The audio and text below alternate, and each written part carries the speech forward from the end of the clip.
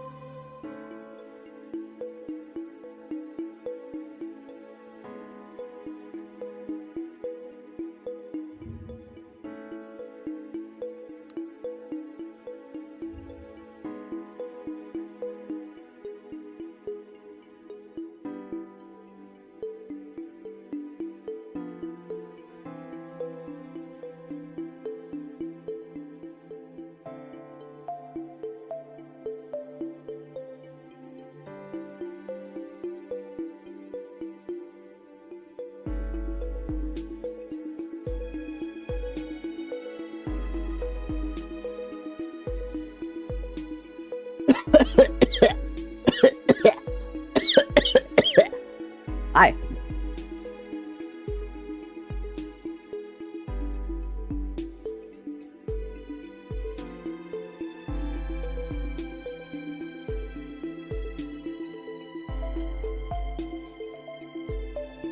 Said hi, then I walked away.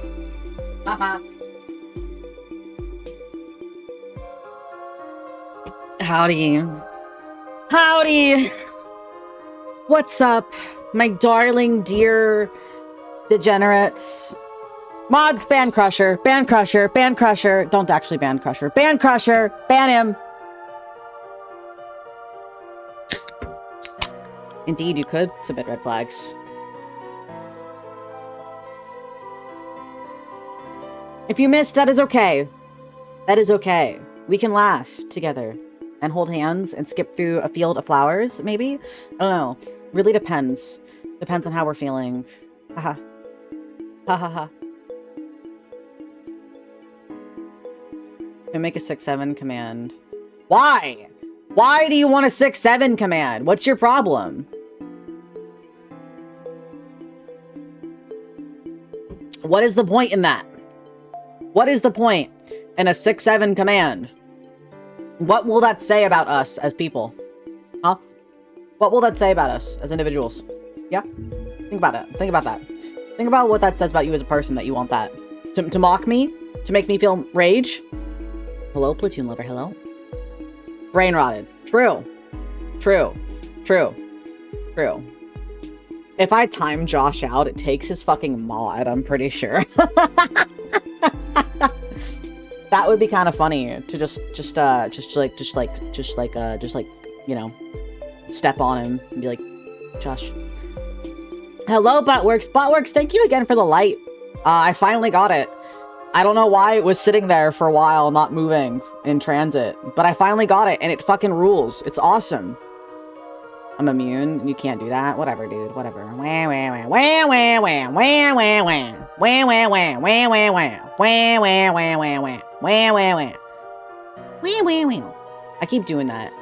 It's like a vocal. I can't talk today. Quite literally, I have not been able to talk today. So I'm very sorry ahead of time for the fact that I can't speak. Yeah. Wee wee wee. Wee wee wee. Wee wee wee. As opposed to any other day. Most days I can talk semi-coherently. Semi-coherently. Oh my god, I got twink pills. I did it! I got my twink pills! Alright, guys. Hello. Welcome. For my favorite female, I'm a guy, by the way. I don't know if you're aware of that, but I am a guy. Okay, femboy, I see. I was like, well, I don't think that you, Best part of the week. Thank you. Oh my god, stop it.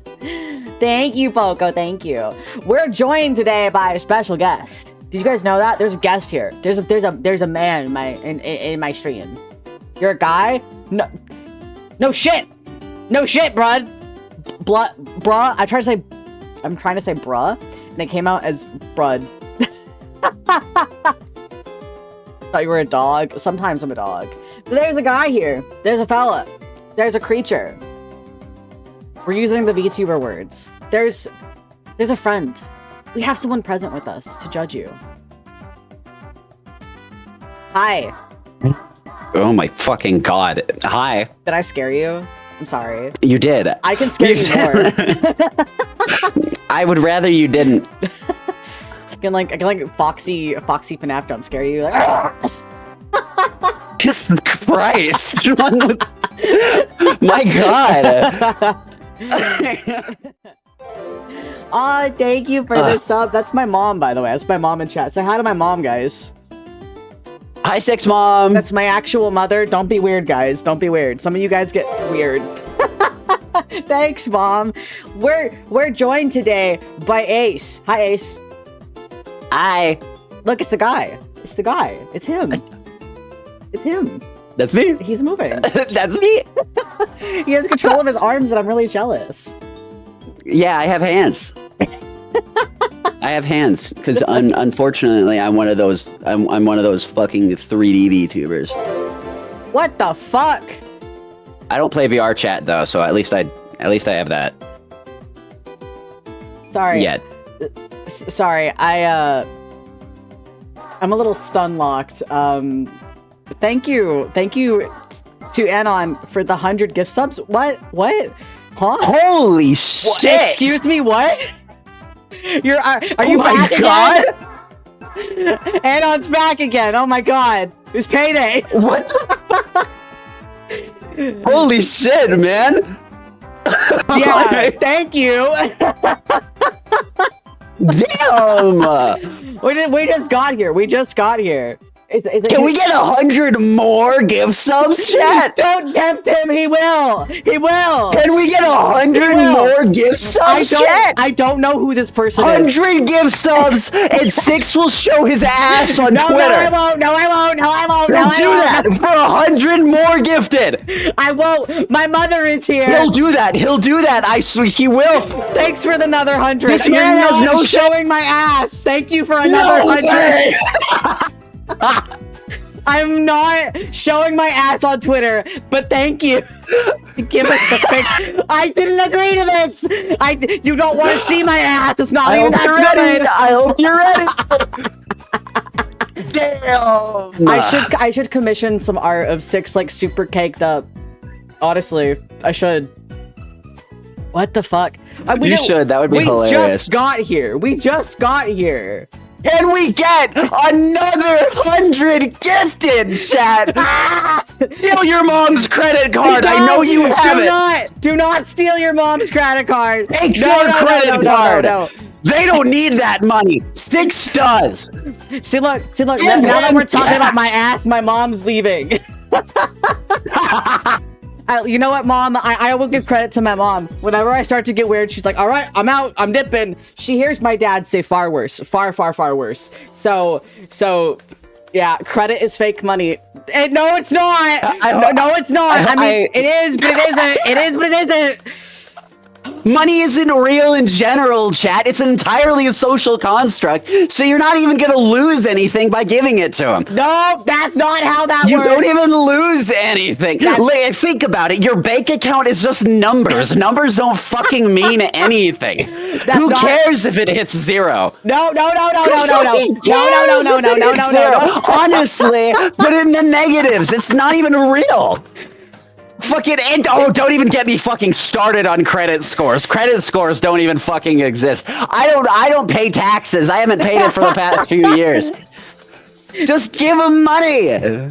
Who cares? I love the concept of credit because it's like, oh, you want to know this magical number that I made up? Sorry, I'm taking some of the magical number away because you were too curious. Like, what the fuck is that shit? Yeah, what is that shit? Right. I've never bothered like learning my credit score. I don't even know what I would have done to have a credit score, and I don't fucking care. The one thing I have going for me is I have a decent credit score, I think. I don't think I have anything else going for me other than I'm like, yeah, I know what it is, and I know it's semi-decent. So... How do you even check? Credit Karma. This is not sponsored. Credit Karma literally sends me an email every, like, 2 weeks being like, hey, this is your score. I'm like, thanks, Credit Karma. Thanks. Thanks. It's still... What?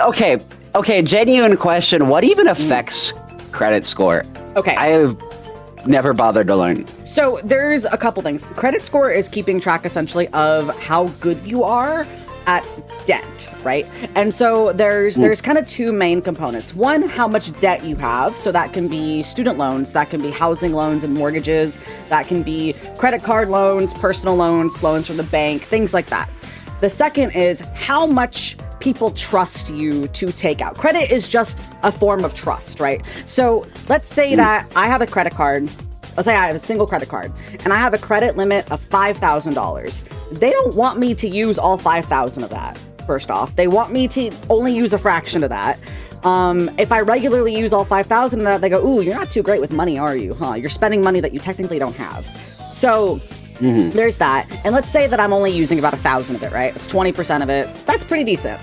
If I pay it off monthly, right? If I make my payments on time, they go, good, you are good on your word. You are paying back the money that you owe us. Thanks. Here, have a sprinkle of fake points that make you seem to be a better person because you're paying back the money you borrowed from us. It's stupid. It's really stupid. So what I'm getting from this is that there is not very much preventing me from just like taking out a massive loan and not paying it back. Thank you, Anon, for the another 100 gift subs. You're gonna make me have a fucking panic attack.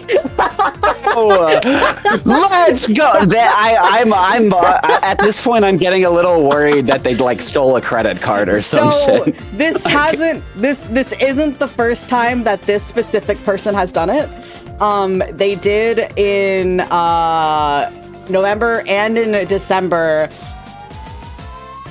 I don't know what to say. I just kind of panic on occasion. Have you ever asked like how they even get this money? I don't get a response. Is any of this legal? I don't know who it is. They're anonymous. I literally don't know who it is. They stole it. They 100% stole something. There's no way. Like I'm immediately suspicious of anybody that like uses anonymous as their thing because I feel like they stole it. So far, nothing's been charged back. So I keep an eye on it. Okay. So okay. Okay. Well, maybe I'm wrong. Maybe they just don't want that on their.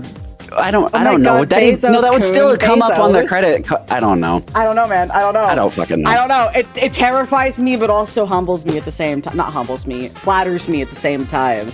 I did not rob a bank. I'm not money laundering through Twitch. Why would I money launder through Twitch? They take half of it. That doesn't even, no. That doesn't even make sense because like you would have to have it in a credit card to use it on Twitch. Therefore, it's already clean. They will immediately know where to find me. They know where to find me. Yeah. Like, do you think that he's like mailing money to Amazon? I do it through like a stack. I have like a small little mailer I do monthly, and it's got like it's full of like $100 bills, and I'm like, all right, make it good. They're like, yeah, we're gonna take half of it, though. You have mules that take your money for you. I like how I'm teaching Ace about credit, and then someone's like, here, have this, and I'm like, okay, thanks. Yeah, genuinely, credit is like the one thing I got. It's the one thing I'm like semi-decent at.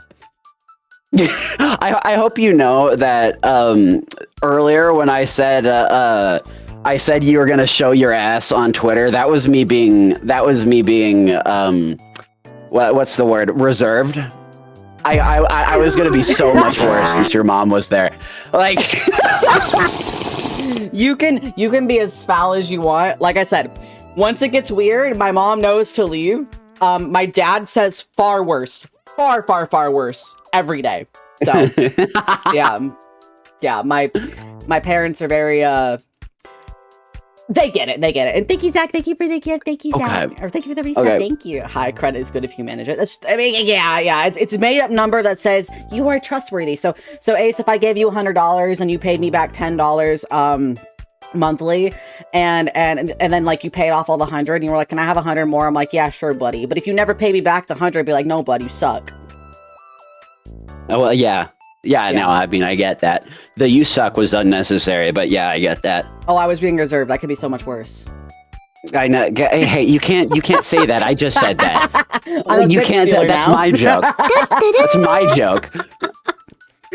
Carrie's always accusing I'm gonna continue milking your chat for gift subs, and I'm gonna make it even worse.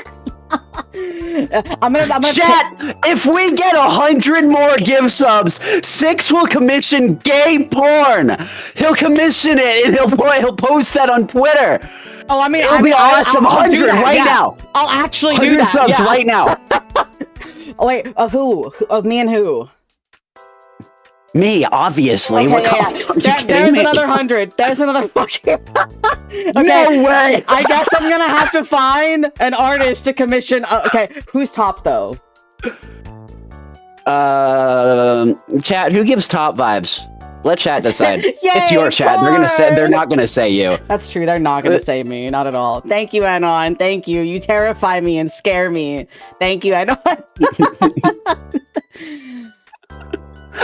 Not Six. I don't know what I could. I don't even know what I could say. I don't even know what I could say to like get anything else. That was like that was the highest that I thought I would go. Let's see. There's a lot. Both are bottoms. Fight to bottom. Both switches. Nobody gives top vibes here, but Ace gives switch vibes. Out of both of you, I'm a switch. Ace. I'm also I'm a switch, but they don't believe me. No one ever believes. No, like literally, everyone's like, "Oh, you're like you're actually slightly feminine. You must bottom all the time, bottom bitch, baby boy." And you're like, no, that's what I'm fucking saying. Like, I will. That's like, no, bitch. I will fuck you. I swear to God, it's not like it's not that deep, man. It's I will make you see. I'm not lying. I'm not lying. I'm not coping. You will not be able to walk for a week. Do you understand me? It's like, I will do some freak shit to you. Would you say that you're like are you like 50-50, or do you like prefer one or the other? It depends on the person. Like, that's true. I made a video. Actually, I don't even know if I posted this yet. Maybe I haven't posted this yet. But like, I at least edited a video being like, listen, I can bottom, right? But if I determine that you're like the other person is like a bottom, or I determine that the other person could be a bottom, I will fucking fight them. I will fight them so I can top. I think my issue I have is that most people that I find attractive or want to pursue a relationship with naturally tend to be a bit more not dominant in like the way of like just the bedroom, but more stand out. Like they're more loud. They're more like straightforward kind of people, rather than someone who tends to be a bit more timid. Like, cause I'm a scaredy cat. I'm a bitch. I'm weirdly shy when it comes to certain things, and so I think that's why it ends up being that way. But like, I can't even say anything, because if I say anything, it's gonna sound like I'm coping. But dude, I think it's crazy that on stream, like, we have a very similar personality, but it sounds like off stream you're very shy and timid, and off stream I straight up will fist fight somebody if they look at me wrong. Yeah, that's pretty damn accurate. I am a scaredy cat. Like, genuinely, people will, like, there has been multiple times where people will talk to me outside of stream, or will want to do something together, and they're like, you are not nearly as loud as I expected you to be. I'm like, no, I'm terrified. I am terrified right now. okay. I will say when I'm like off stream and whatnot, I'm not very like loud or outgoing. I generally keep to myself. But I can be loud, and I will be loud, if I need to be. Yeah. There's been a couple times where it was like improv-based collab stuff, and they're like, you're not saying much, and I'm like, there's too many people here. I'm terrified right now. You can't understand, but I'm like 2 seconds away from like a panic attack. No, like the moment that there's like more than 2 people in a call, I immediately shut down. Like, I just stop talking and I let them do their thing. Yeah, like, occasionally I'll say something, but I just kind of let them. Like, I was in a call earlier. Playing with a friend, and then 2 other friends joined. And then for the rest of the call, I probably said like 3 full sentences. I think my issue is that it's like for me, I have to be in a group, but it has to be a small group. It has to be like maybe like 3 or 4 people, like max, right? Once it's more than that, it's too many people. If it's one-on-one, I also am terrified. I find that I'm so much quieter if I'm one-on-one with somebody, especially if I'm like oh god, sorry, I'm just thinking about shit. Especially if I like am attracted to somebody. It is a disaster. Quite literally, I don't know how to speak to people on an individual basis. When we got in this fucking call together, I was like, oh god, Ace is gonna think I'm a fucking loser. Okay, I don't know if you realize... Okay, wait. I don't know if you realize that in those past few sentences, you heavily implied that you like me. Oh, did I actually do that? I don't... Yeah, you heavily implied that. That's not what I meant. That's not what I meant. No. I'm saying if it is I got this. I helped milk some subs out of his chat. He wants me. Listen. I mean, I'm just saying, I got a big bed, and I don't live with my parents. If you insist. But no, to clarify, I wasn't referring to A specifically. I'm just saying if I am interested in somebody or I am one-on-one talking to somebody. Yeah, notice how defensive he's getting, chat. I hate it here. As you should. Hi, you're the one that invited me. Hi, thank you for the raid. Hello, Azzy. Hi. Ace oh my god, hi. Ace is bullying me. Is this bullying? I can't tell. No, this is more so like this is teasing. It's different. Oh, okay. So one of them's hot and one of them makes me sad. I don't know. Are you hard right now? No. Well, that's unfortunate. Maybe I am bullying you then. We could change that.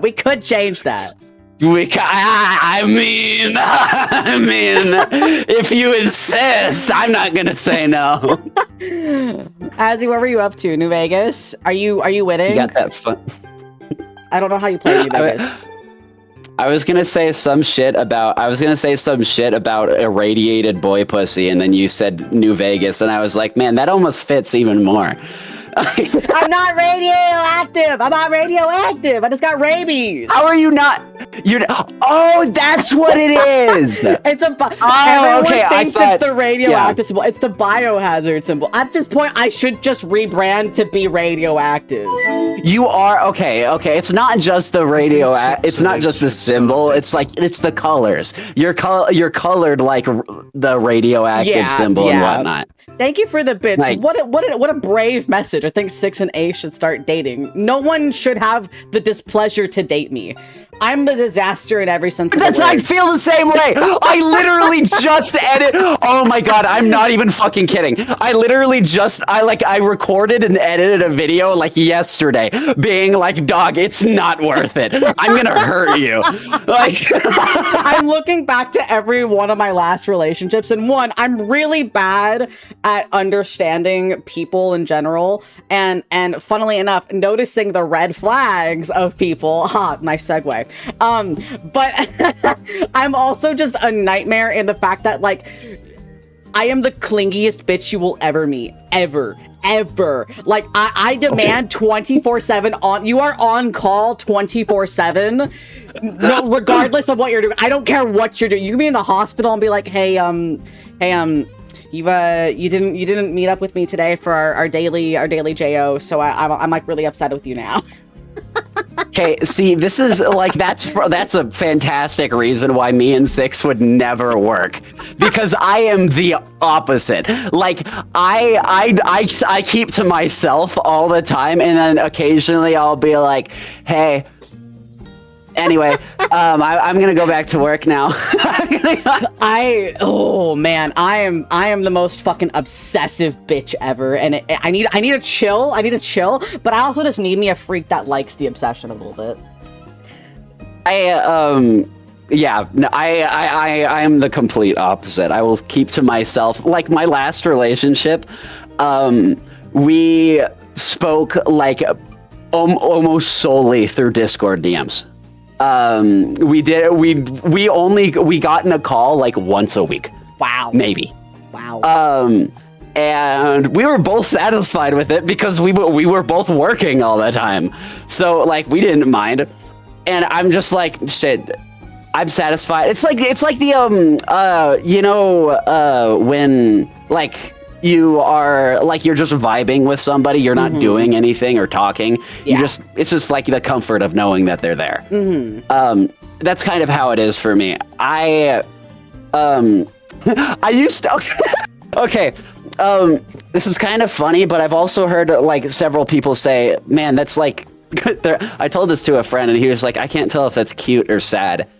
And okay, so this was like, I think 2 years ago, maybe 3 now.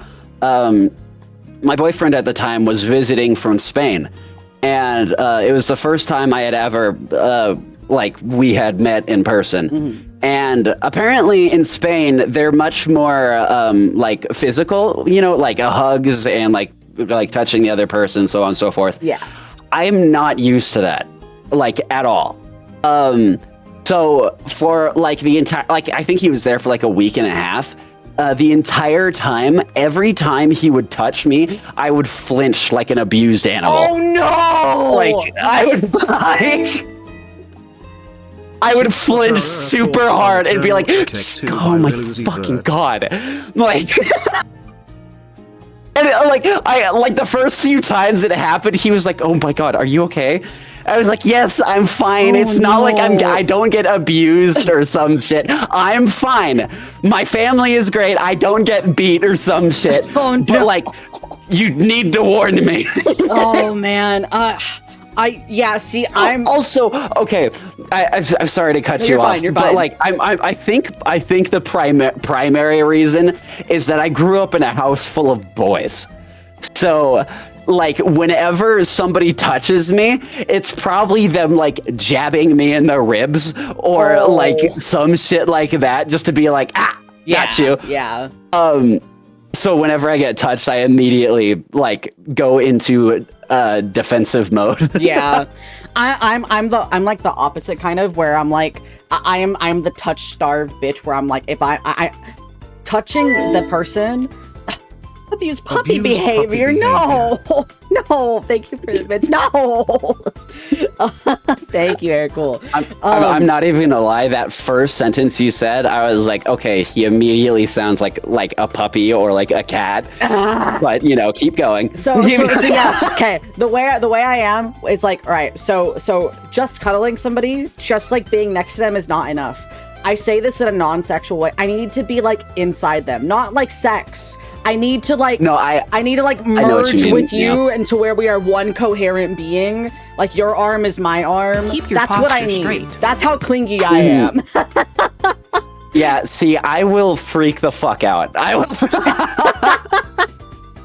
Like, listen, I love touch. I think that's my main love language, actually, in spite of what I was saying. Like, I love touch, and I love being touched and hugged and whatever, if I know it's coming. But also, like, I'm a very nervous person. A lot of the time, because of, like, the way I grew up. And like, if somebody wants to like hold me or touch me, they have to first warn me, and second, it cannot be for very long, because if it's for too long, I'm like, I need to be able to move. That's right? fair. That's fair. Like, yeah, like I need to be able to get, like, if I needed to, I need to be able to stand up as fast as I can. Could you say this is one of your red flags, Ace? Ha! Nice segue. Nice one. Wow, how topical. You know, I actually thought of a red flag of mine that, like, while you were gone. So, I mean, I guess we can talk about that later if it doesn't come up. Oh, okay. So, yeah. Oh my god, I'm excited. I want to learn all about you. Twirls my hair around my fingy. Oh my god. I can only think of one, and I would be shocked if you didn't know this. Like, I mean, but I'm pretty sure I actually have so many red flags thinking about it. But Hi, holy fuck. Moku. Thank you for the raid. Welcome. We got Ace Hi, here. Raiders. We're gonna be Hi. 6 with face reveal. No, I like my privacy. No, but he is gonna reveal his ass No, on I'm Twitter.com. not. He said he was gonna do that. No, I'm not. He said he was gonna do I'm that. not. He said 100 gift subs, and he'll show his ass on Twitter, and we got it. Listen, last picture I took of my ass, I was like, man, I need to make this thing larger. It's it's there, but I don't feel like it's very special. Does that make sense? I feel like it's that's just being a guy, right? Thank you for like, the gift. just being a guy does that. Not another 100. This is terrifying me. Okay, this is terrifying me. Your ass. Thank you for the Your 5, and ass. thank you for the 100.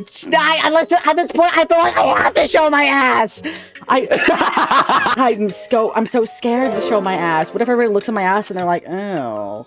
Ew. This is peer pressure, like, and it's like finest. This is like the kind of situations that they made those like shitty videos in school for. Like when it's like it's like when you go to the bathroom, you're like, hey man, you have to smoke this weed. It's that, but you have to post pictures of your hole. Hey man, you need to spread your shit. You need to spread it right now. I've got some oil. It's perfect. Yeah, I've used it myself. You need to try this. Unironically, one of the reasons I think I would never I've thought about it, right? Stop, Anon, please, you're gonna fucking kill me at this rate. What do you mean you gave another 100? What do you mean? Is it because you want to see my ass? What are we doing? Please take care of yourself. Please, holy shit. 100 gifted, more gay porn. More gay porn. Yeah. Let's get it going. Yeah. Come on. A new art piece every 100 gifted. You know what? I'm okay with that. A new gay art piece every 100 sounds fine to me. That's fine. Me and Six having gay sex every 100 gifted. Come on. I need more art for my blue Twitch. Oh my god. So okay. So speaking of blue twitch, I've been sitting here, right? I'm like, I kind of want to. I've tried to have hoe arcs. I've tried, and every time I try to have a hoe arc, I'm too terrified of people. So I'll download Tinder, I'll talk to somebody, and then I will immediately uninstall the second someone's like, hey, you're actually really cute. I'm like, no, I can't do this. And then I fucking run. I want to have a hoe arc, and I'm kind of like, damn. If it wasn't for the fact that my family knows my socials and all have loose lips, I would really probably consider it. I don't know. I'm a massive fucking whore if you want tips. I mean, I do. I mean, the tip is what I'm trying to get. No, that's not what I meant. You see, you're a natural. You're a natural. You should do it yourself. Pictures of my hole online. They say the internet is forever. And I don't know. I don't know if I want my keep potential... getting told. I keep getting told, like, oh, Ace, you got fucking digital footprint. Motherfucker, I plan to be, like, when I was younger, I planned to be dead by 20 years old. I do not care. That's fair. Listen, I have a lot of student debt to pay off. That's my thing. I got a lot of student debt to pay off, and I have a hole. So...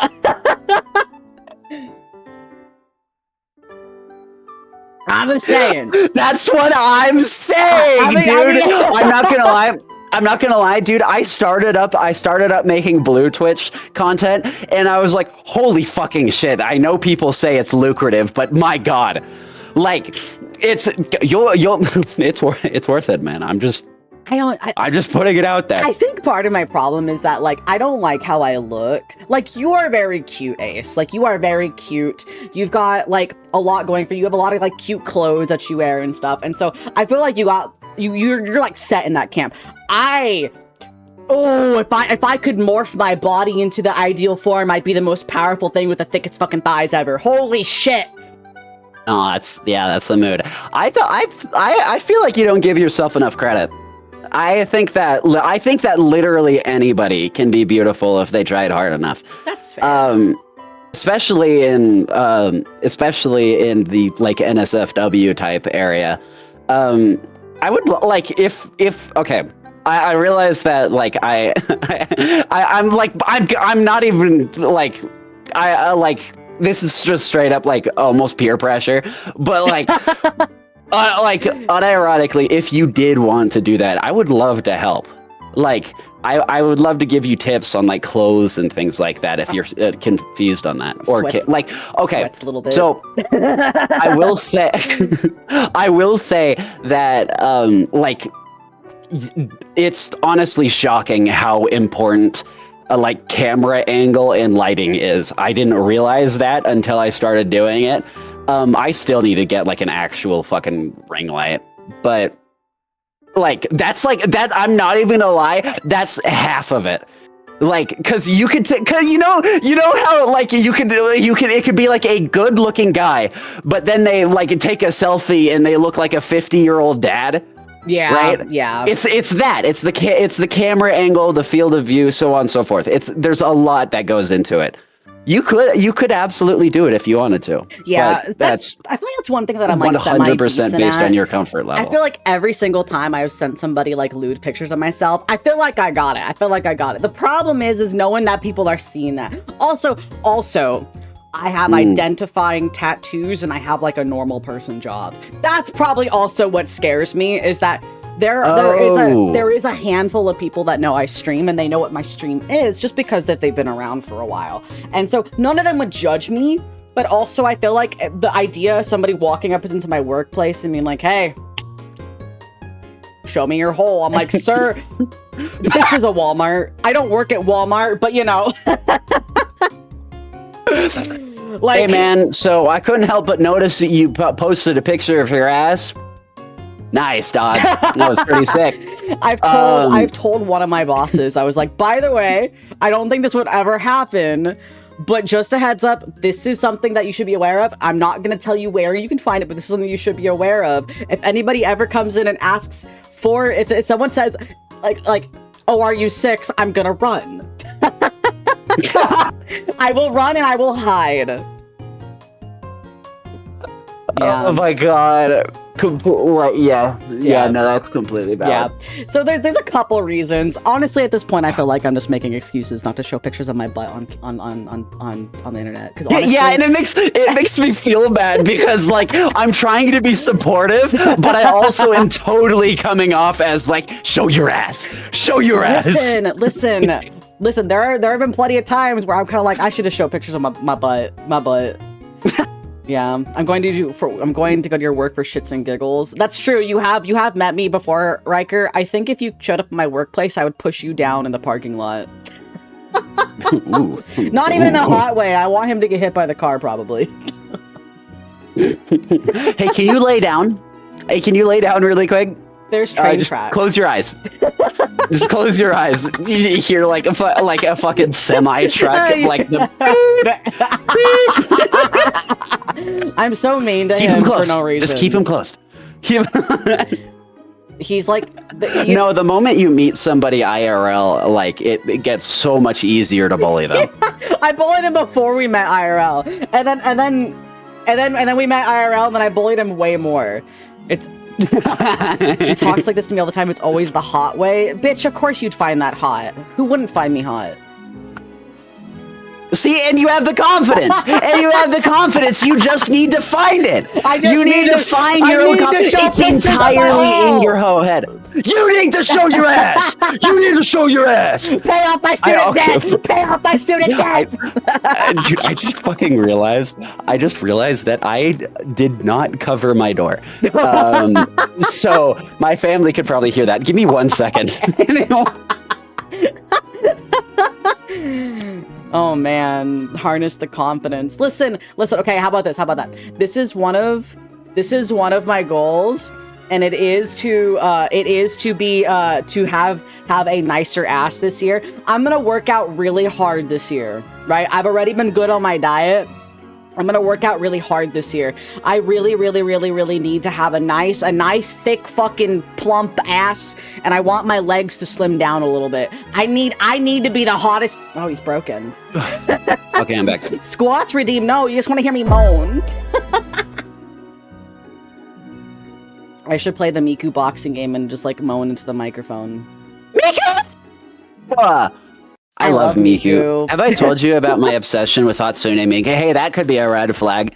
Oh. That's a red flag of mine. I have a immense obsession with like Vocaloid in general. Ooh. I have a problem. Miku specifically.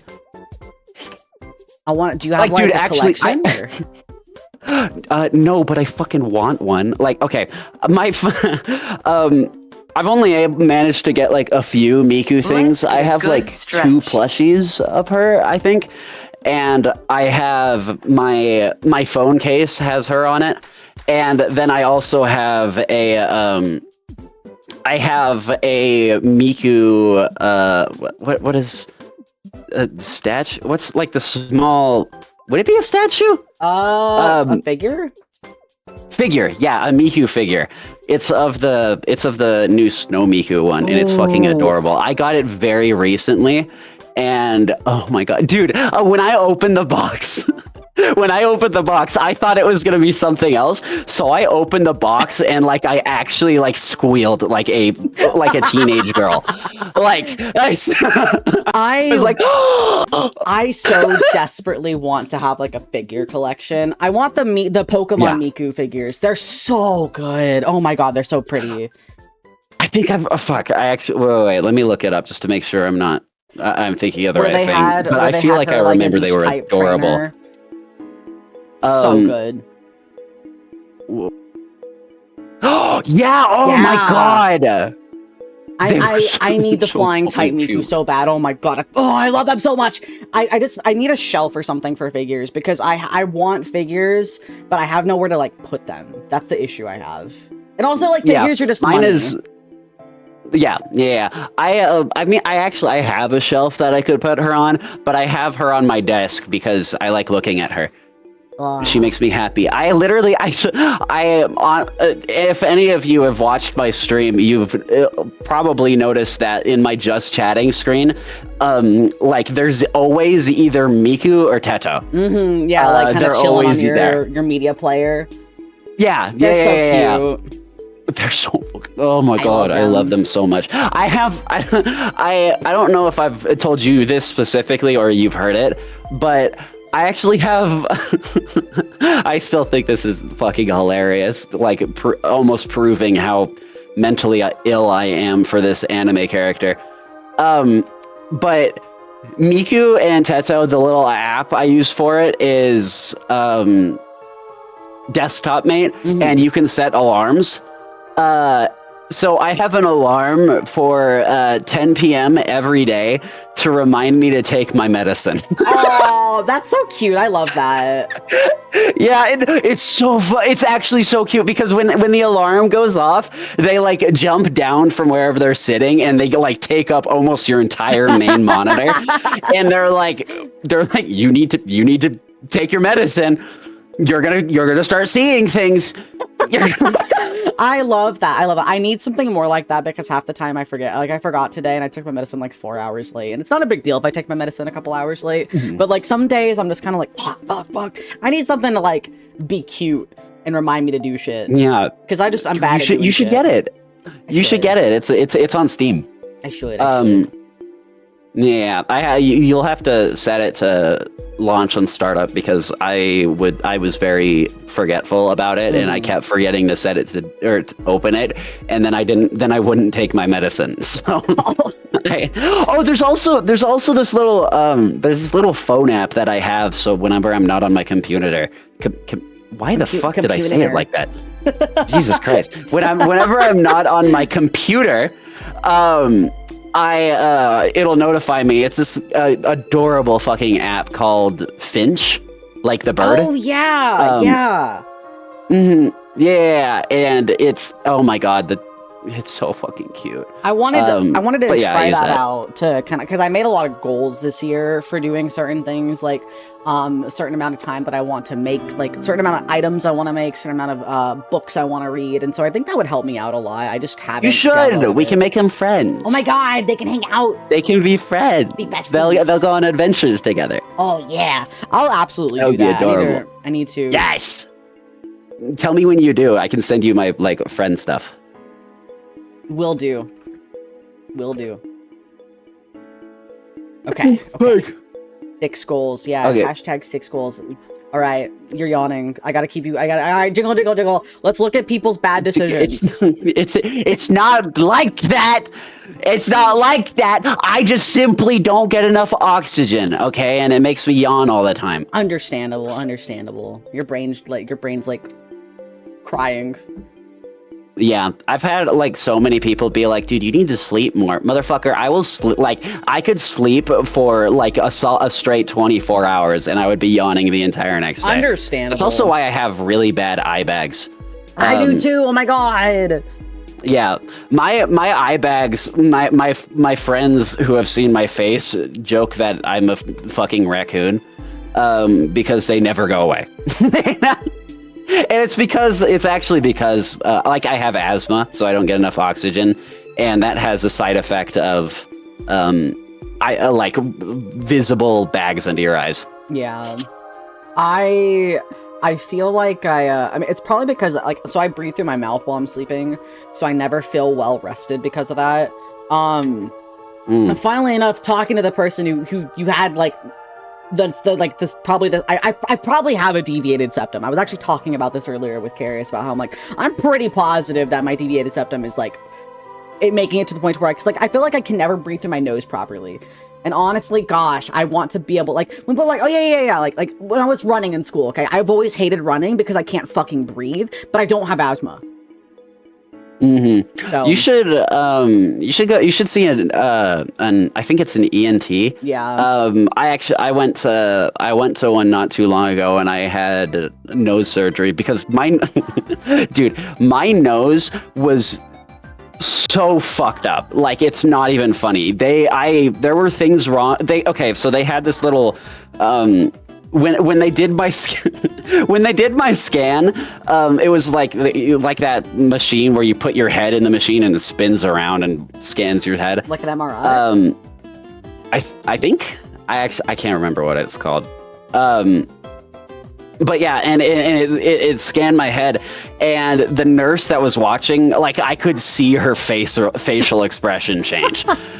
Like, she was like, yeah, okay. Like since it was her job, she kept composure, obviously. It's not like it was that bad. But she was like, yeah, so you're definitely gonna need surgery. Damn. Like on the spot, you're like, yep. Yeah, and then I went to like the actual doctor, and the same guy that turned out to be my surgeon. And I saw them, and they had this little chart of like things that could be wrong with your nose, like a deviated septum or nasal polyps and so on and so forth. And I can't remember what it was, but he was like, okay, so you've got this and this and this and whatever. And then he put the chart down, and he was like, and you also have some things that are not on this chart. Why? Oh my god! He pulled up that you got them all. You got them all. Yeah.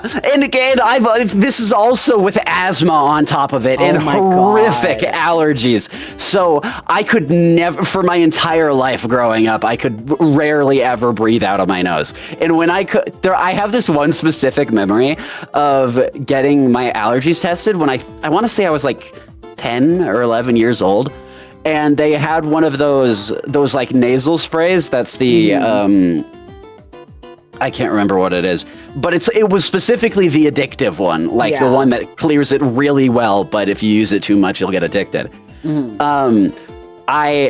was the first time I ever used it, and I have this distinct memory of being like, holy shit, I can smell. Or not that I can smell, but I can breathe. And then that was immediately followed up by like this sharp pain, because my nose was so used to having so much airflow that you know the feeling of when you like chew minty gum and then you drink really cold water. Yeah. It was that, but all throughout my nose. So it's like in my entire skull. And I was like, okay, I'll just keep breathing out of my mouth. I would like having a deviated septum make it to where you can't smell very well? Kind of.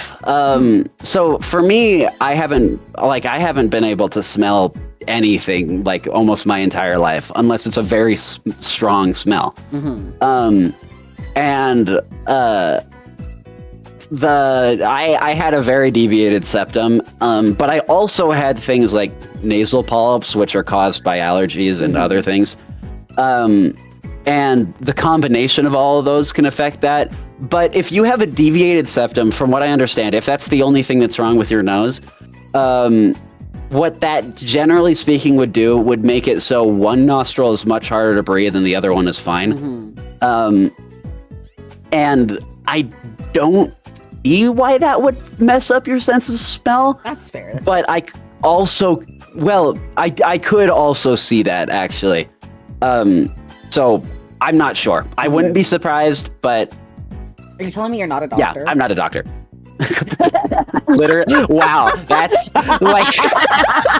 That was perfect. That was perfect. That was insane. Yeah, I've never had a strong sense of smell. And so when I got sick and I had COVID, it took it away almost entirely. Like to this day, like I have a candle that's been burning in front of me. I can't smell it. I just kind of, unless I'm like sitting right up against it and like huffing it, I cannot smell it. And it's a very, very scented candle.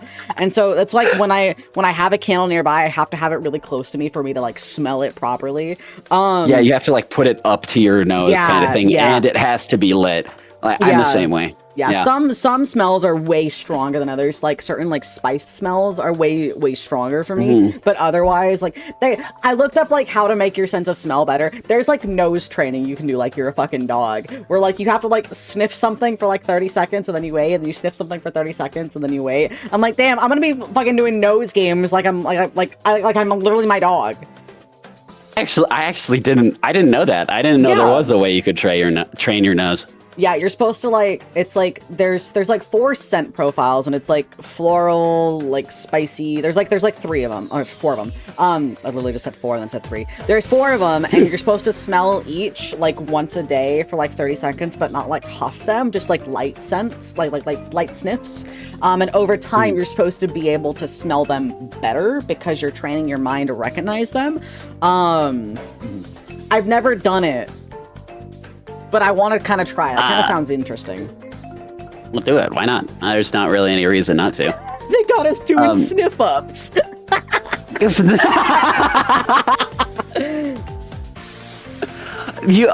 You mentioning all this actually reminded me. I was like, there was a little bit. I've never gotten to do it because of, or I haven't like set it up yet because of like mental health issues and so on and so forth. But like, ever since like I've slowly started, because when you get nose surgery and like your airways open up and you're able to smell again, it doesn't come back all at once. Mm-hmm. It's like it slowly wakes up over time. Yeah. And as I've like started smelling things, for like a lot of things for the first time, actually, when I first started, this is like ADHD squirrel going off on a tangent, but when I first started getting my smell back, or my sense of smell back, I was like, damn, my room smells like shit. Like, it's like, why does it has it always smelled like this? And I look around. Okay, I'm not gonna lie. Okay, what I'm about to say is fucking disgusting. But I looked around, because, okay, I share my room with my brother, and then I also shared it with my other brother, so there was a time where there was 3 people in this room. And to the left of my my setup, there is a bunk bed. And one bed was like unused for forever, ever since my older brother went to college. And I was like, I don't know where that smell could be coming from. So I lifted up the bed, and first of all, because we've lived in this house for like 7 or 6 years, and I'm the last person to make a 6-7 joke. Don't worry, I won't do it. I know. I was doing it because I knew somebody in the chat would, and I'm like, no.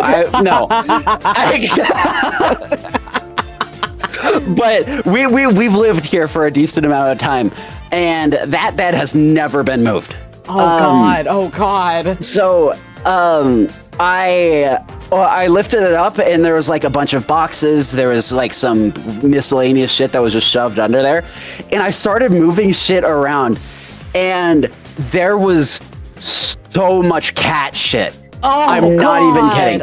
There was so much cat shit on the floor. I took a Walmart bag. Several of them actually, because, you know, I wanted to layer them in case the bag broke or some shit. And I like started like taking it out and whatever, and it almost it filled the bag like halfway up. God, that's brutal. That is so brutal. I was like, Jesus Christ, it's fucking disgusting. And I spent an entire day like completely dismantling that corner of the room. Like, I dragged the bed all the way out into the hallway. Yeah. And the mattress is still out in the hallway. Nobody's fucking moved it, and I don't care enough to do anything about it. I'm not putting it back. I mean, because then it's gonna get dark and the cats are gonna start shitting down there again. Yeah. But then I went through it. I did like a carpet cleaner. I had to go over it like 3 times with the carpet cleaner to get the smell out. And that was after like mixing the carpet cleaner like formula, whatever the fuck, with a like a spray that's meant to reduce like cat smell or so on and so forth. Went over 3 fucking times, and then it finally like I was like, okay, I think it's good. Also, well, like, okay, this me saying all this makes it sound like I figured this out pretty fast. This took like literally weeks. for me to think, because my sense of smell was so all over the place that sometimes I would smell it, sometimes I wouldn't. So I would think that it's like, I don't know, maybe it's like a cat just like smells really fucking bad or some shit like that, and then they'd leave and it would go back to normal. But yeah, anyway, and like over that span of weeks, I think that I went through like nearly like I think I went through like 1.5 Febreze cans. Did everyone just like just did everybody ignore it, room. or was everyone just like too nose blind? It was I don't know. I think that it was okay. Oh my god, this is both funny to me and really fucking annoying. But my brother, whom I share the room with, he always talks about he and my mom always talk about how they have a great sense of smell, and that they love things that smell good and shit like that. You mean to tell me that in the 6 years we've live here, they have never noticed it? Yeah, not once. Big doubt. And not to mention, my older brother also was in this room, and he slept on the bed, literally like not even a foot above it. Fuck that shit. Like, oh my. That's like my biggest worry is my home smelling like exceptionally bad and me not being able I fear so badly when I have people come over because I'm like, oh my god, because I have a really shitty sense of smell and also I'm gonna be more nose blind to my own home. Does it smell like genuine like shit? Does it smell like genuine? Because we have 2 cats and a dog, so it's like obviously it's gonna smell like pets. There's at least gonna be a a little smell. bit. Yeah, but I don't want it to be like an intolerable smell. I don't want you to be smacked in the face with it first thing. That reminds me, when I was growing up, because I think this is true to an extent, but not nearly as true as I thought it was. When I was growing up, because of my my non-existent sense of smell, I didn't think that I had any body odor. Oh no. I didn't think that my sweat smelled like anything. So I was like, who cares? Who gives a shit? I don't need deodorant. And I'd go to school or whatever, and nobody ever said anything about it. Literally nobody said anything about it. I imagine they thought like they were worried about being rude or whatever. Yeah. But I would go to school, I'd go to like gym classes and so on and so forth. And I was like staying in these like nasty, sweaty clothes. And I didn't know that they smelled. Granted, like I said, I do think that there was some truth to it. I think that my like body odor is much less than a normal person, even like my sense of smell back. But still, literally for years. I had no idea. I could have smelled like hot ass and I had no idea. I was like the opposite, where growing up, I knew my body odor smelled. Okay, I always make the joke, like, even before that, the meme of like, I smell like beef, right? Even before that became a thing, I genuinely think that my body odor smells like burgers. Like, I smell it and I'm like, I smell like Burger King right now. And so when I would be in like the locker room, I would drown myself in body spray to the point where I could taste it. I still cannot stand the smell of like coconut body spray because I would take a shower in that shit after gym. I was funky and coconutty, and you could tell I was coming because I probably smelled like burgers and like a Hawaiian breeze. It was bad. It was awful. It was so nasty. Reminds me of the. Did you ever when you were in school? Did you ever have a kid make an axe bomb in your like locker room? Yeah. Yeah. Okay. I remember when I was in school, we had our backpacks hung up against like the wall because I don't remember why for some reason. But they would always be like, "Oh, I forgot something for my backpack," and they would go to the same kid's backpack and take out his can of spray, his can of Axe, and spray themselves. So like at some point, every single boy in the class went and sprayed them, just covered themselves with this Axe, and it smelled hot ass in that room. Oh my god, it was so thick you couldn't fucking breathe. And it's a bunch of like 12-year-old boys smelling like fucking Axe Phoenix or some shit like that. And it's like, oh my god. Oh, Jesus Christ. Yeah, it's bad. You gotta wear deodorant even if you don't think you stink. Yep. That is a PSA.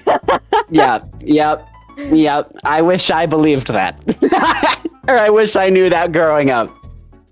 Yeah. But yeah, I do have this one memory of this kid taking they had a can of Axe body spray, and they took a rubber band and a rock, and they tied the rubber band around it and put the rock under the rubber band, so the rubber band would push the rock into the button, and they took it and they like just threw it into the locker room. That's fucking rules. They threw it into the locker room and they left. It was for and us. Honestly, it was kind of it was miserable at the time, but looking back on it, it was kind of funny. It's less that people would do things like that. It was more that you would get like drive-by like spray. Like someone would just walk by and spray everybody in like a line oh my God. for no fucking reason. Like, dude, what the fuck are you doing? This smells like shit. Damn, bitch, fuck. I want to smell burgers, bro. Dude, you smell like fucking McDonald's, dude. Shit.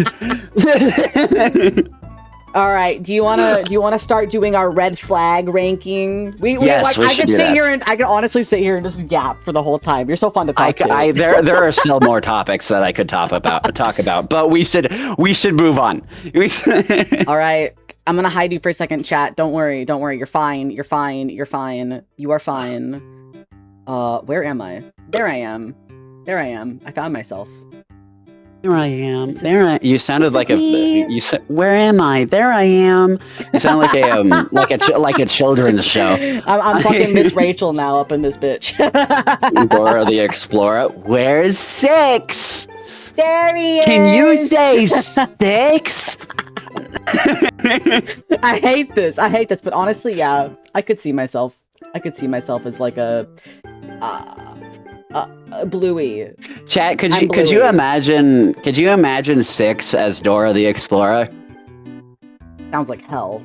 What would I even Could you teach? see that? I mean, maybe a little bit. What would I teach? I don't know. What would be like All right. It would, like, teach Do you have your W-2? Do you know what credit karma is? All right. Do you have your I-9 ready? Do I speak Spanish? A little bit. Enough to ask where the bathroom is and to say that I don't speak Spanish very well. Do you speak? I can like count to 10 and that's it. That's awesome. All I can do. That's awesome. The only reason I know that is because I remember, like, I grew up in a lot of places that had a lot of Mexican, like, immigrants and whatever. Mm-hmm. And they would be like, me being a curious kid, I would be like, how do you count to 10? How do you count? And I would be I would learn off of them, and I for some reason it always stuck with me. What's your favorite number?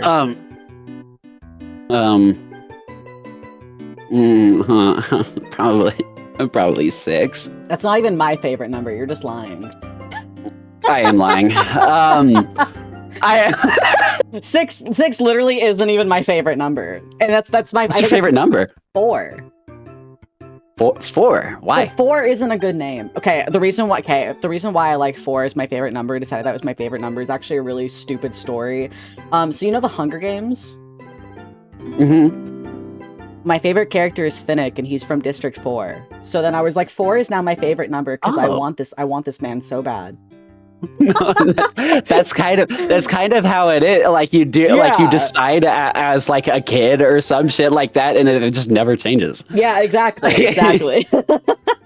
Actually, how old were you at the time? I think I would have been in middle school, so I probably would have been like, I don't know, like 12. So back in middle school, even back in middle school, you knew you were zesty. Oh, I had a boyfriend in kindergarten. You did? Damn. Yeah. I wish I had that kind of confidence. He broke up with me when I was younger. in 1st grade on the playground by the swing set, and honestly, it was pretty traumatic. You still remember that? Of course I do! It was the day my heart broke for the first time! That's what I learned! You can't trust no man that says he loves you, unless he's giving you his fucking credit card, man! All men are the same! All men are the same! I'm thinking about you, Tommy, from kindergarten! I'm thinking about you, man! I pick the bear!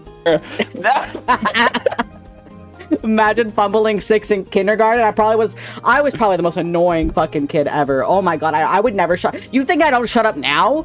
This is after years of learning how to shut up. I didn't shut up. Dude, even I was worse then. oh my fucking god, I was such a little shit when I was a kid. Like I was really good at hiding this, so like not even my family knew, not the school knew. But I used to get into like fights all the fucking time. Like, I'd get into fist fights with kids, like, twice my fucking size, and naturally, they would deck me. Like, but I was oh my god, every time I got into a fist fight, I was a stubborn little bitch, and my goal wasn't to win, my goal was to hurt you. I don't want to win, I want to do damage.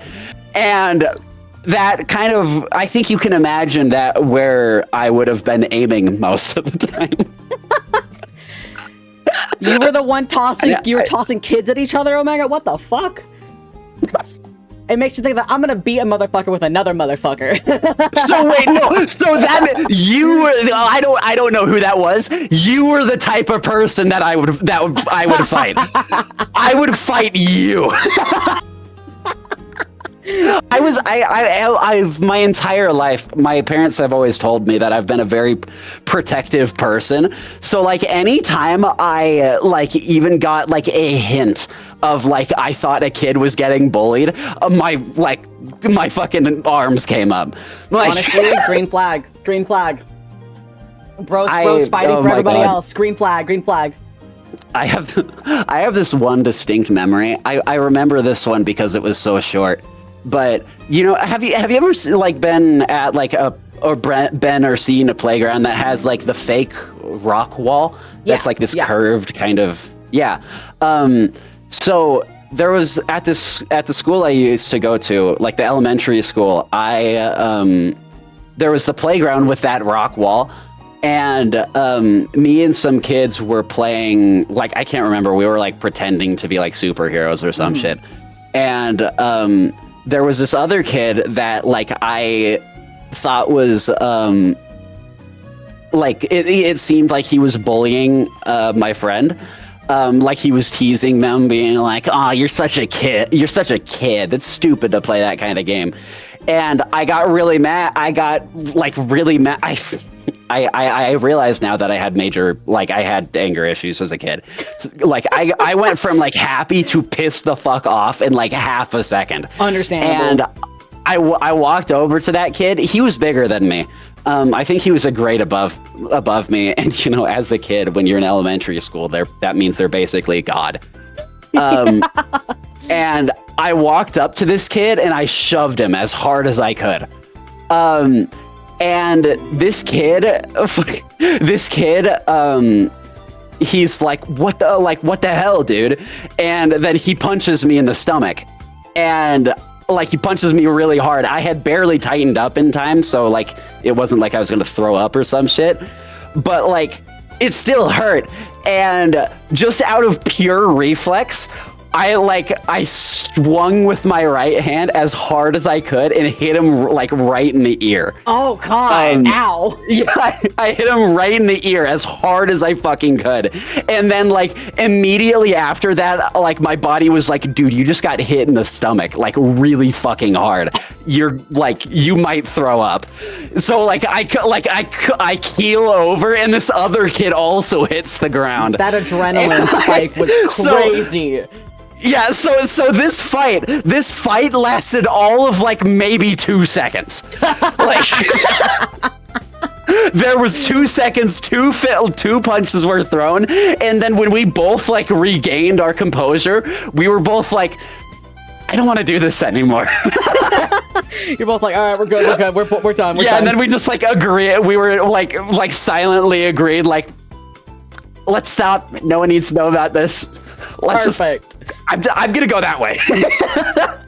Okay, I think before we start, I do actually have to piss really bad because I've had so much caffeine. I'm gonna pee really fast. It'll be the fastest pee ever. I'll be right back. You're like a fucking. You sound like a chihuahua. No, I'm not a chihuahua. Chad, did you hear that? He was fucking. I'm gonna pee. I need to go really bad. I had a lot of caffeine. It's like how in like kids movies or whatever they depict a child after having a drop of coffee or some shit like that. Or like, you know, when you were a kid and you would have like something with caffeine in it for the first time, or like you'd have like a sip of alcohol or some shit for the first time, and you'd act like you're having like insane effects from it. Like just the thought of that. Six sounds like that. That's the kind of he gives me the vibe of he gives me the vibe of an 8-year-old child that just got their first like monster. And not even that they like it's theirs. It's like their dad let them try it, like pour a little bit into their mouth after they begged them for like half an hour. How dare you? I could totally see that. Oh hey, how long have you been here? well, I have wireless headphones. So you heard all of that. I heard the slander. I meant it. Oh yeah, I figured. I figured you would never lie. I've never lied once in my entire life, ever. Run the record. Did you know that I saw God once? Whoa. Yeah, I saw him. Yeah, it was shook his hand. No, it wasn't you. Who the fuck do you think you are? You might be Satan for all I know. I'm literally God. I could be Jesus Christ, and you could be Satan trying to tempt me into having gay sex, and it's working. All right, as long as it's working. Listen, that was so gay. The way you said that was so gay. As long as it's working. I'm the fruitiest motherfucker that ever existed. Okay. And people used to tell me that I was fruity, like all the time. Or at least when I started screaming. God would dap me up when I get there. Listen, my man. You have no. So I used to like talk like this growing up. I talked incredibly valley and really annoying and really nasally growing up, and so this was. Did you get bullied? Not really. Not as much as you'd think I would. Dog, I grew up Mormon. I would have been fucking crucified. I grew up in the valleys in like Southern California, so. Oh, okay, like, okay, yeah, like that makes a lot more sense. Yeah, but I mean, I grew up in the fuck off nowhere, Utah, so like, I would have died. Well, granted, I grew up like everywhere, all over the West. Sorry, I don't know directions. I wouldn't want to say that I was like. By no means was I like a popular person, but like I was fairly likable, I think. Like I didn't really have people that didn't like me for the most part that I cared about per se. Because I was a very like agreeable person in a way where I went out of my way to not have confrontation. So I don't know that and I always, just kind of for the most part would keep to myself otherwise. Yeah, I was okay. I realize this kind of like, it sounds like it contradicts what I was saying earlier, but I was kind of the same way growing up. I was not popular, but like people knew me and they didn't like hate me unless I punched them. But I will say that I was not afraid of getting into conflict with people. Though generally if it was like a conversation, I would be like, yeah, sure, whatever, like whatever you believe in. But also, I would 100% fight somebody if I wanted to. The scrappiest. Let's get a good guy. I was such a little shit, dude. It's not even fucking funny. Your My red parents flag keep and telling your me green stories. flag That's crazy. Is that you fight.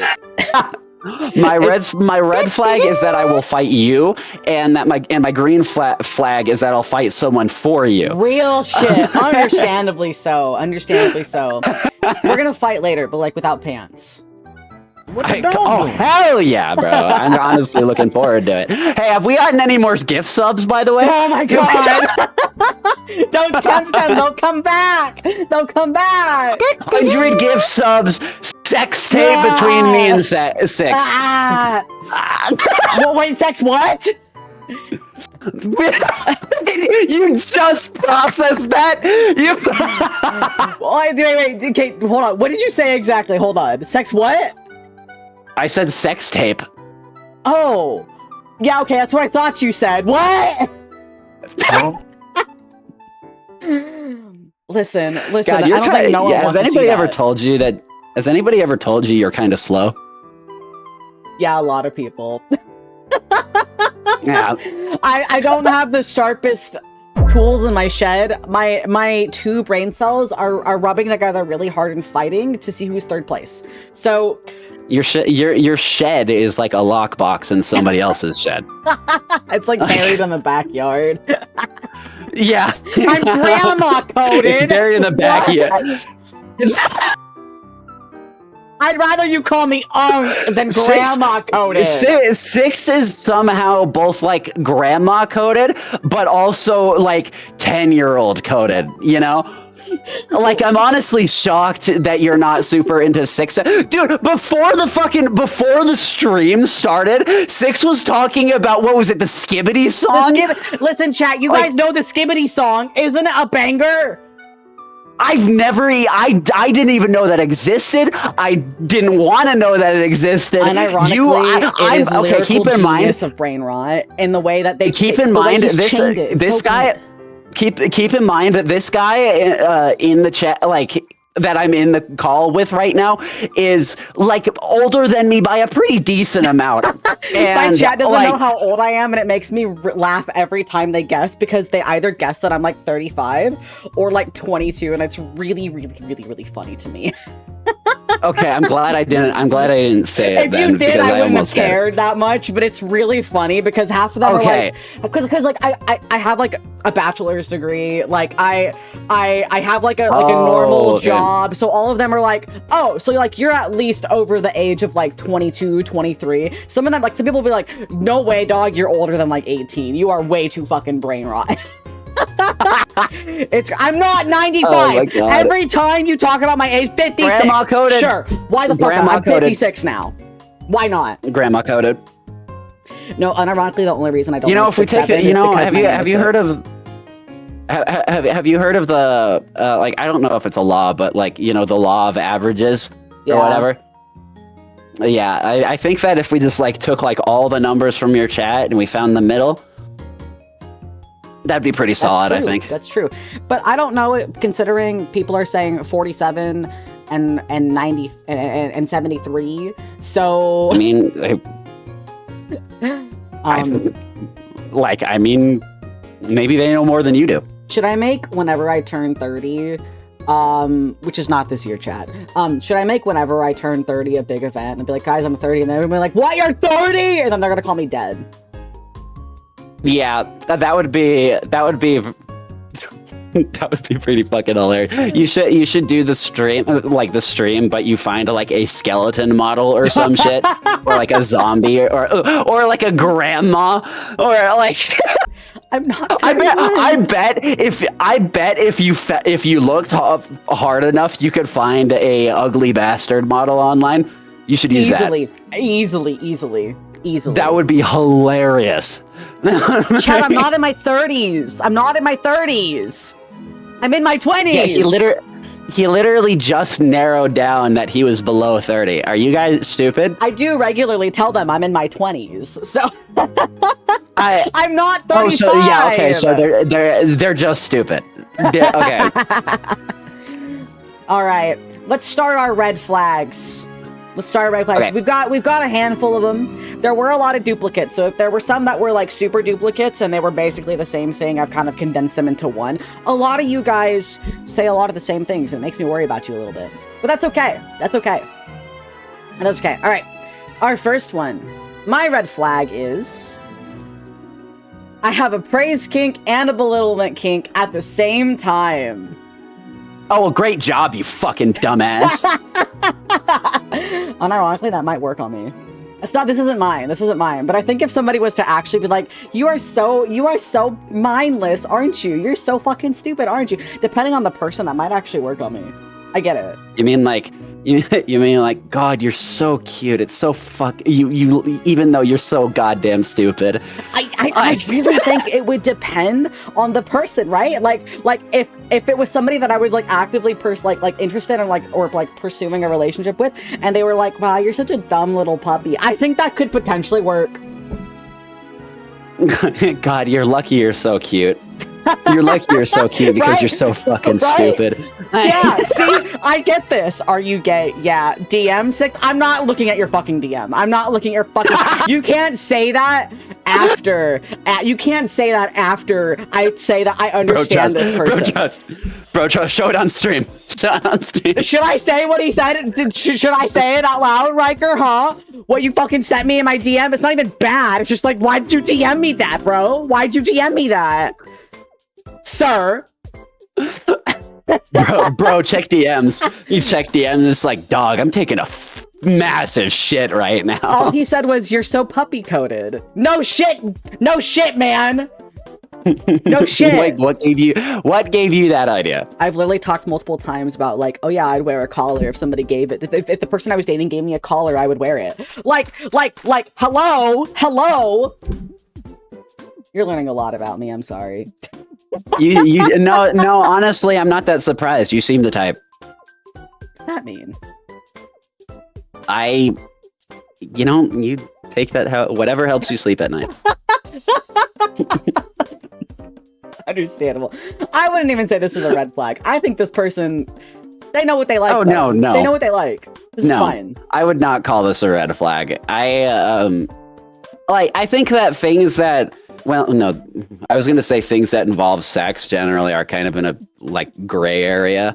But, some of them are definitely red flags to me. But this one, no. Yeah. There, you can absolutely be, I've met plenty of people that are the same way, and it's just based on, mood, or, who they're with, or how they feel. Yeah. Maybe they want to be praised, or they want to be belittled in the moment. Yeah. And that's not... I don't think that's a red flag. After a really bad day, I'd want to be praised. But if I need to be knocked down a peg, I mean... Yeah, okay, I don't know if I agree with the being knocked down a peg, but if I'm getting too full of myself, to be like, now, slow your roll a little bit. I don't know. Nah, dog, if we did it and you were being super, whatever, I would absolutely bully the shit out of you. I would bully the shit out of you. I hope you know that. Understandably so. I probably would deserve it, honestly. I'm pretty fucking bullyable. I feel like I've got a punchable face. I've kind of wondered where those rings under your eyes came from. Just makes me think of the SpongeBob episode where he gives himself 2 black eyes trying to open his toothpaste. That's basically me. That was a SpongeBob episode, right? So you're stupid. No, I'm just a little silly. Again, whatever helps you sleep at night. I'm gonna say this one's more of a green flag than it's a red flag. I think this is fine. There you go. There you go, buddy. You're okay. All right, you want to read this next one? All right. My red flag is I have spent $2,111 on League and I don't even play it anymore. Oh my god. First of all, I'm going to say, before I even read it out loud, red flag immediately. But also, you say you don't play it anymore. That implies that you got on the game that you do not play, spent money, and then got off the game. I'm imagining... It's like gambling, but without any chance of winning. I'm imagining they got better. I'm imagining they're like, yeah, I understand. Because there's games... that I've spent a lot of money on. That's probably what they meant. Yeah. Yeah. Okay, I used to be a Destiny 2 player, right? I spent a lot of money on that game. but I don't play it anymore. I got better. That's like, honestly, okay, listen. I think that the fact that you don't play it anymore is a green flag, but the fact that you spent that much money in the first place, like, makes you a liability. On League. So overall, I think I'm gonna say red flag. So I know that League players get punched very often, but I feel like that's for a particular reason, and that's because it's always so funny when someone's like, "Sorry, man, I just really gotta go home and I have like an itch to play League." It's like League is a gateway drug. Mm-hmm. I feel like this is a debate. No. Not even League isn't even the gateway drug. Like that, it's the end goal. It's like heroin. Like, yeah. Anyway, red flag from me. Yeah, big red flag. Good time buying boom.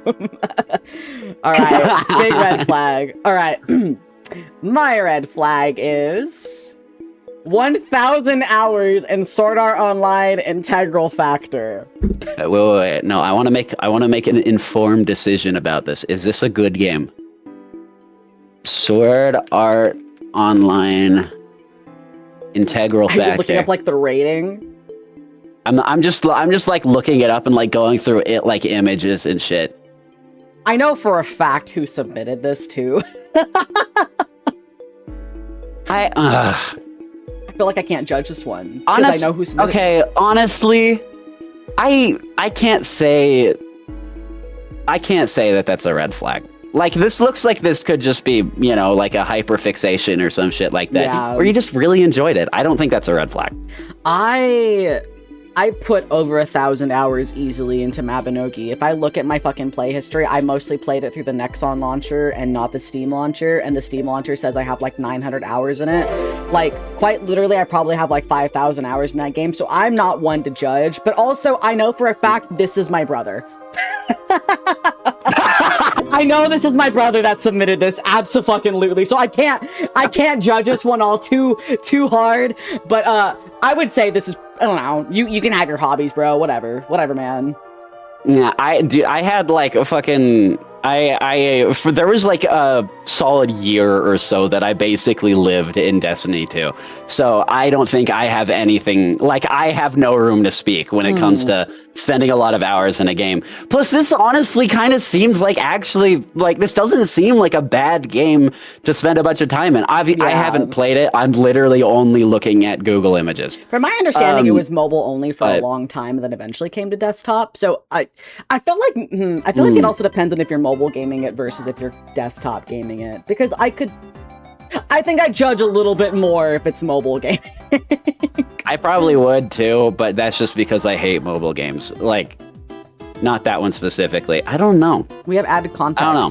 That's 1,000 hours Still, on Steam. anyway. The Steam release only came out in 2024. I've been playing the game since 2018.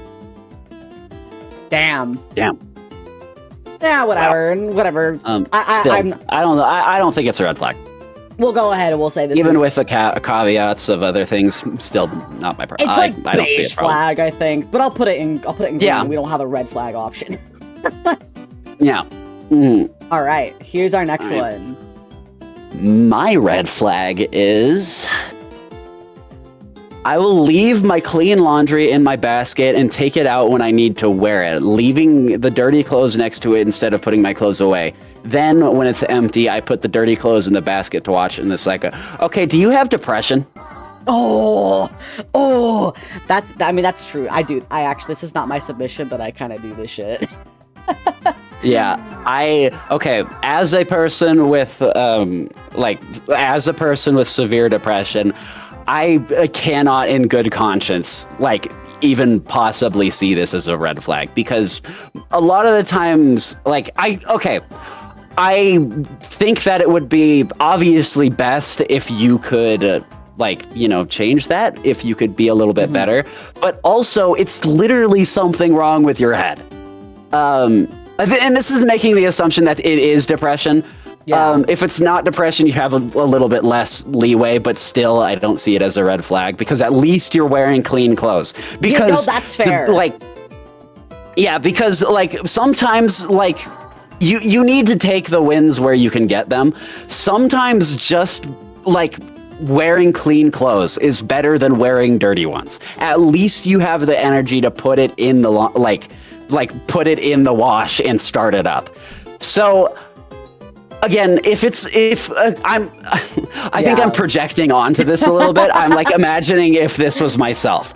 I think that if their situation is similar to mine, this is a green flag, if anything. But otherwise, I don't know. See, I'm in the opposite camp as somebody who does this part, and I know that like that's a lot of my problem is the fact that sometimes it's like it makes your cycle worse, kind of like.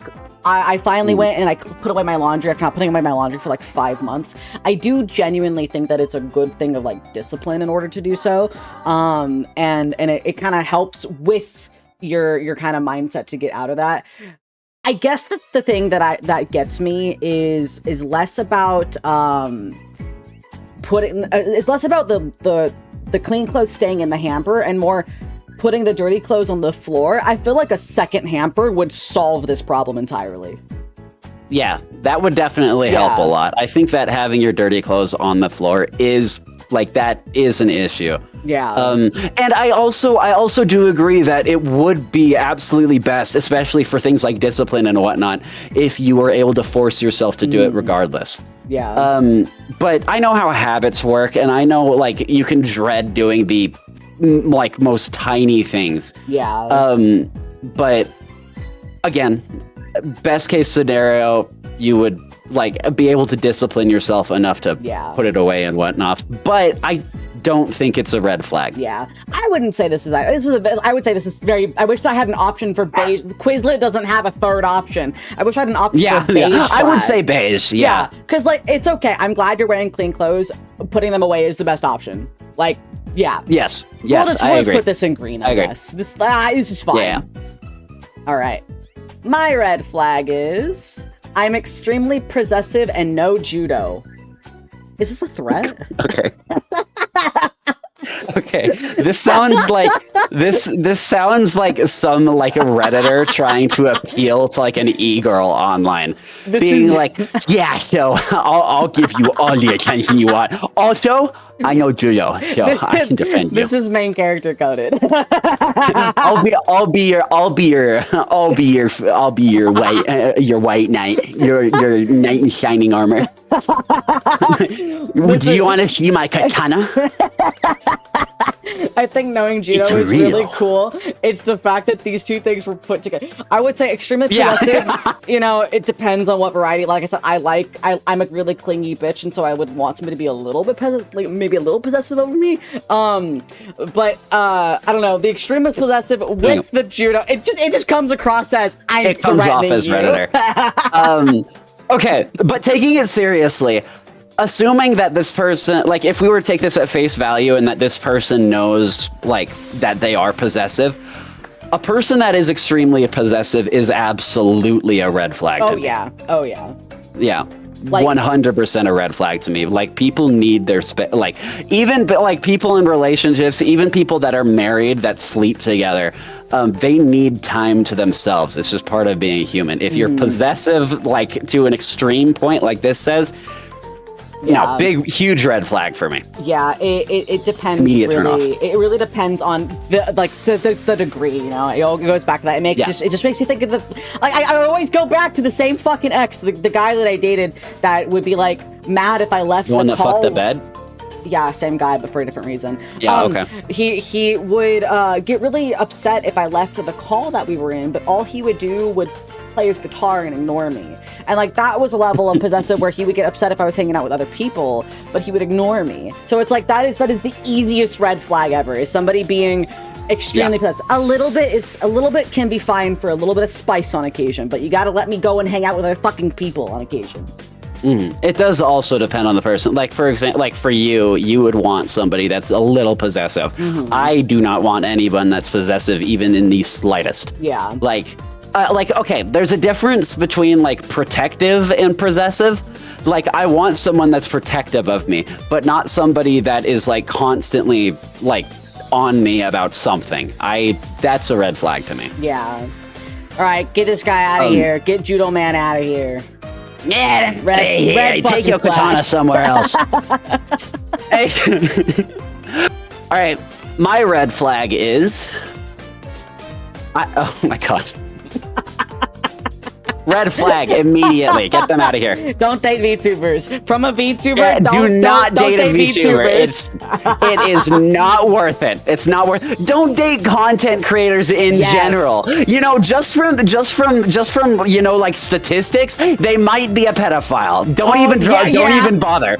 Dude, Like, the issue with dating as a content creator from somebody who has struggled is like, once you say something about a relationship, it becomes content, right? It becomes, in a way, you put, like, so let's say you're dating somebody and you mention it kind of casually, you essentially put everybody in the chair. And so, like, you're always gonna have the people that are way too invested in your relationship that are gonna be prevalent, and that's why I'm like, even if I was, like, potentially, like, I want a boyfriend, right? But, like, I feel like if I have one, I don't know what I would do. Like, would I ever tell? I don't know what I would do, right? How would I even mention that? Yeah. I do feel like there's a lot of like this like stigma, especially around VTubers and having partners. Yeah. And I think more VTubers should just say that they have a partner. I did it. I felt the same way. I was very nervous about saying I had a partner, so I went like months or so not ever mentioning it. Then I mentioned it once, and everybody was like, "You have a boyfriend? Cool." Anyway, and we just moved on. Like we would talk about it for like 20 minutes or some shit like that. And of course, there would be some people that would be like, you know, joking and being like, "Oh, you have a boyfriend, so I don't have a chance." But those were far and few between. So generally speaking, I think that like as a VTuber, it's not a, like, to me, it's not a problem.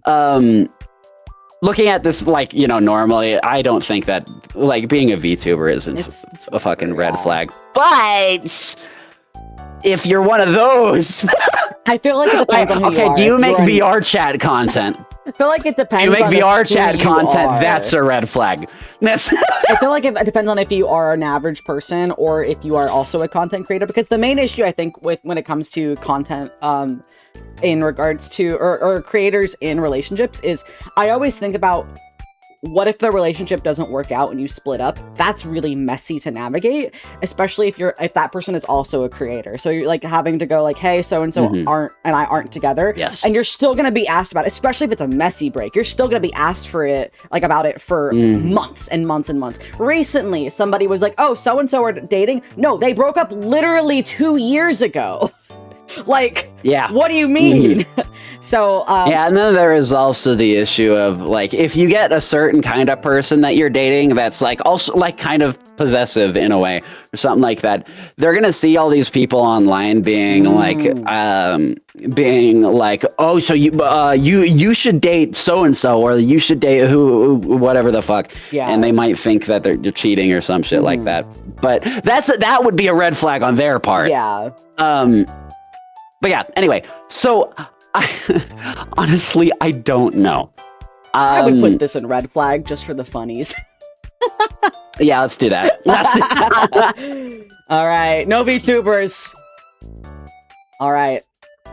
My red flag is, I collect physical copies of video games, so when I find ones that I'm missing that are hard to find, I tend to impulse buy them, then look at the price tag after. It started off green, and it became red because of the impulse buying, in my opinion.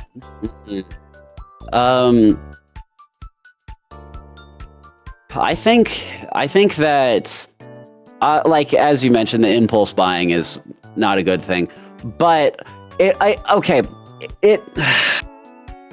this is delicate, because I think, like, it's in any relationship, like, I remember hearing a statistic somewhere that, like, a majority of relationships fall apart because of money issues. So if you aren't able to control this, then that is absolutely a red flag. What you're doing is innocent. Like, in fact, just like the fact that you collect something is like, actually, I think that's really cute. but impulse buying is a red flag, and that kind of outweighs it for me. I mean, like, truthfully, I think having a collection is a very attractive thing in general. Having something that you're passionate about to the point to where you want to collect it, especially if it's something that I might not be interested in beforehand, to learn about what you like and why you like it, I think is such a cool thing. But if you Sometimes it's really nice to just listen to your partner, like, yap about it, and that's really sweet. Yeah. But if you can't control it, like, it's really is just the impulse buy. I would say it's red because of the impulse buy. Yeah. Anything that you can't control is a red flag, no matter how good it seems. Yeah. We're putting this in red. So yeah, red. Red. Yeah. Point. Red. My red flag is... apparently I act in... Okay, the way this is worded is a red flag. Yes, it is. Absolutely. The way, like, this makes it sound like, yeah, my fucking bitch girlfriend says I'm an ingenuine. Yeah, all my right? stupid like, friends think that I'm ingenuine. Like, this... what do I need to do to prove it to them? Fuck, man. So, yeah, okay, good point brought up. This is not about the ingenuineness. This is about lack of self-awareness. Yeah. Yeah. If you are told by other people that you're ingenuine, I think that you should 100% take that to heart. Because they're looking at you from the outside. You're not going to realize that most of the time. So if assuming that, like, based on the way this is worded, that this was somebody else that told you this, that is a red flag. And it is more of a red flag that you can't seem to recognize it. Yeah. Just based on the wording of this. Yeah. Taking constructive criticism on yourself and understanding where people are coming from, because even if you're not come across that way, you still, even if you're not trying to, that's how you're coming across. So something needs to be adjusted so that you can come across in the way you're wanting to be coming across. And no relationship can ever be healthy like that. That also tells me that you aren't very good at communication. And that's a major red flag. Yeah. So, yeah, I'm not gonna lie. Everything about, like, it's subtle, but everything about this question is red. It's like these are sirens. Yeah, I feel like I'm in fucking I feel like I'm in like communist Russia. Like, the red scare is real. Yeah. The sentence in itself is ingenuine. Yeah. All right. Let's get this out of here. This sucks, man. All right. My red flag is... I regularly think about what it would be like to be passed around by a bunch of guys and used like a stress toy. I gotta like calculate how I say this.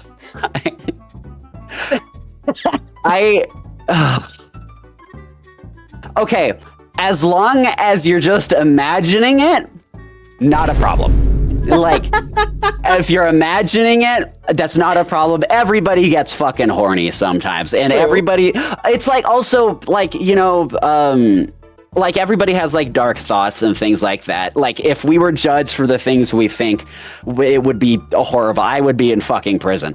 But I am able to recognize afterwards, like, no, whoa, okay, not okay. Not to say that this is not okay. I'm not saying that that's not okay.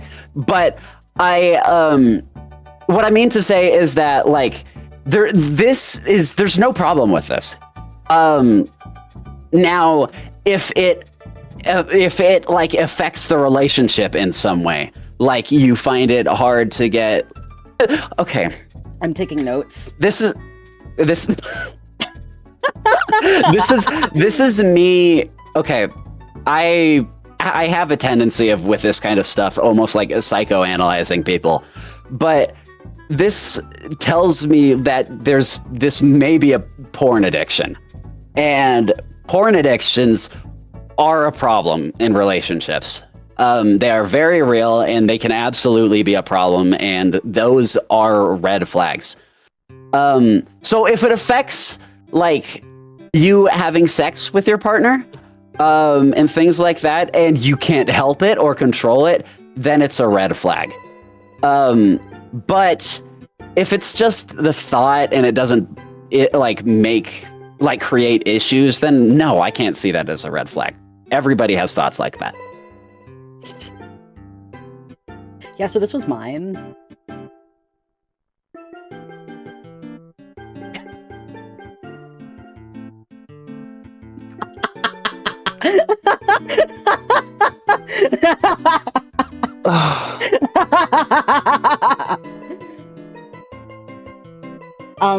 Okay. Well, no, this is an opportunity. This is an opportunity. I can actually talk with the person that made this answer. All right. Okay. So, like, in what way? What do you mean by this? I want to be passed around a polite frat house full of men for like a night. Okay? That was like that entire statement was an oxymoron. Yeah, I know. I know. I know. And I know that you're trying to be subtle, but this is obviously a sex thing. I don't know. Like I said, it depends. It depends. I'm sorry I just accused you of having a porn addiction. But I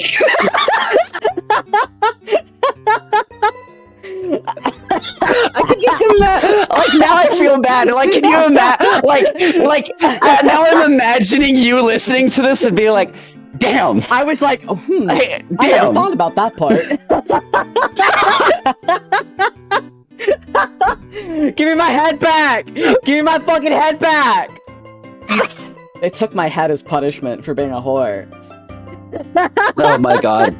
I remember being like, I was told in the past that I would make a good therapist. So, okay, for a bit of context, it's not in the guise of like a porn addiction per se. I very, very rarely look at porn. It's more, it's more of the idea of, it's attention. It's attention needing. Yeah, of being wanted. Okay, I want to be wanted by a bunch of men all at once. Is that a problem? But also, when I say regularly, maybe saying regularly isn't the thing. That's like the recurring fantasy, right? That's the recurring idea of like, when you do get hot and bothered, you tend to think of this. Yeah, right. Like that's Kinda, the yeah, okay. yeah. Which yeah. This is actually a bigger red flag. How is that a bigger red flag? We all have on occasion the thing that we think about. The feeling of wanting. Okay, with that context, I don't think it's a red flag. We can say it's a red flag. I don't think it's so. Okay. I'm being honest. I'm being honest. With that context, I don't think it's a red flag. Everybody has thoughts like that. Yeah. I have thoughts like that, and I'm asexual, so you know. But yeah. Yeah. I mean, will it ever actually happen? I don't think it's a problem. No, probably not. I really. Now, question. Do you think that if you were given if you were offered the ability to do it, would you take it? Probably not. I'm too scared of people. Okay, yeah, I'm the same way. I actually, like, whenever I have these, like, lewd thoughts or whatever, I'll think about it afterwards and be like, yeah, ew. Disgusted by it. Yeah. No, there's no way I'm gonna. No. Quite literally, if it was a situation where they're like, hey, we're gonna have an orgy next door, I'm like, no, absolutely not. No, that I'm far too shy and scared. But the thought is hot. The reality is not hot. Mm-hmm. You know, looking back on it, I see this as a green flag because that means that you're a freak, and I'm a big fan of that. Yo, I'm freaky. Let's go.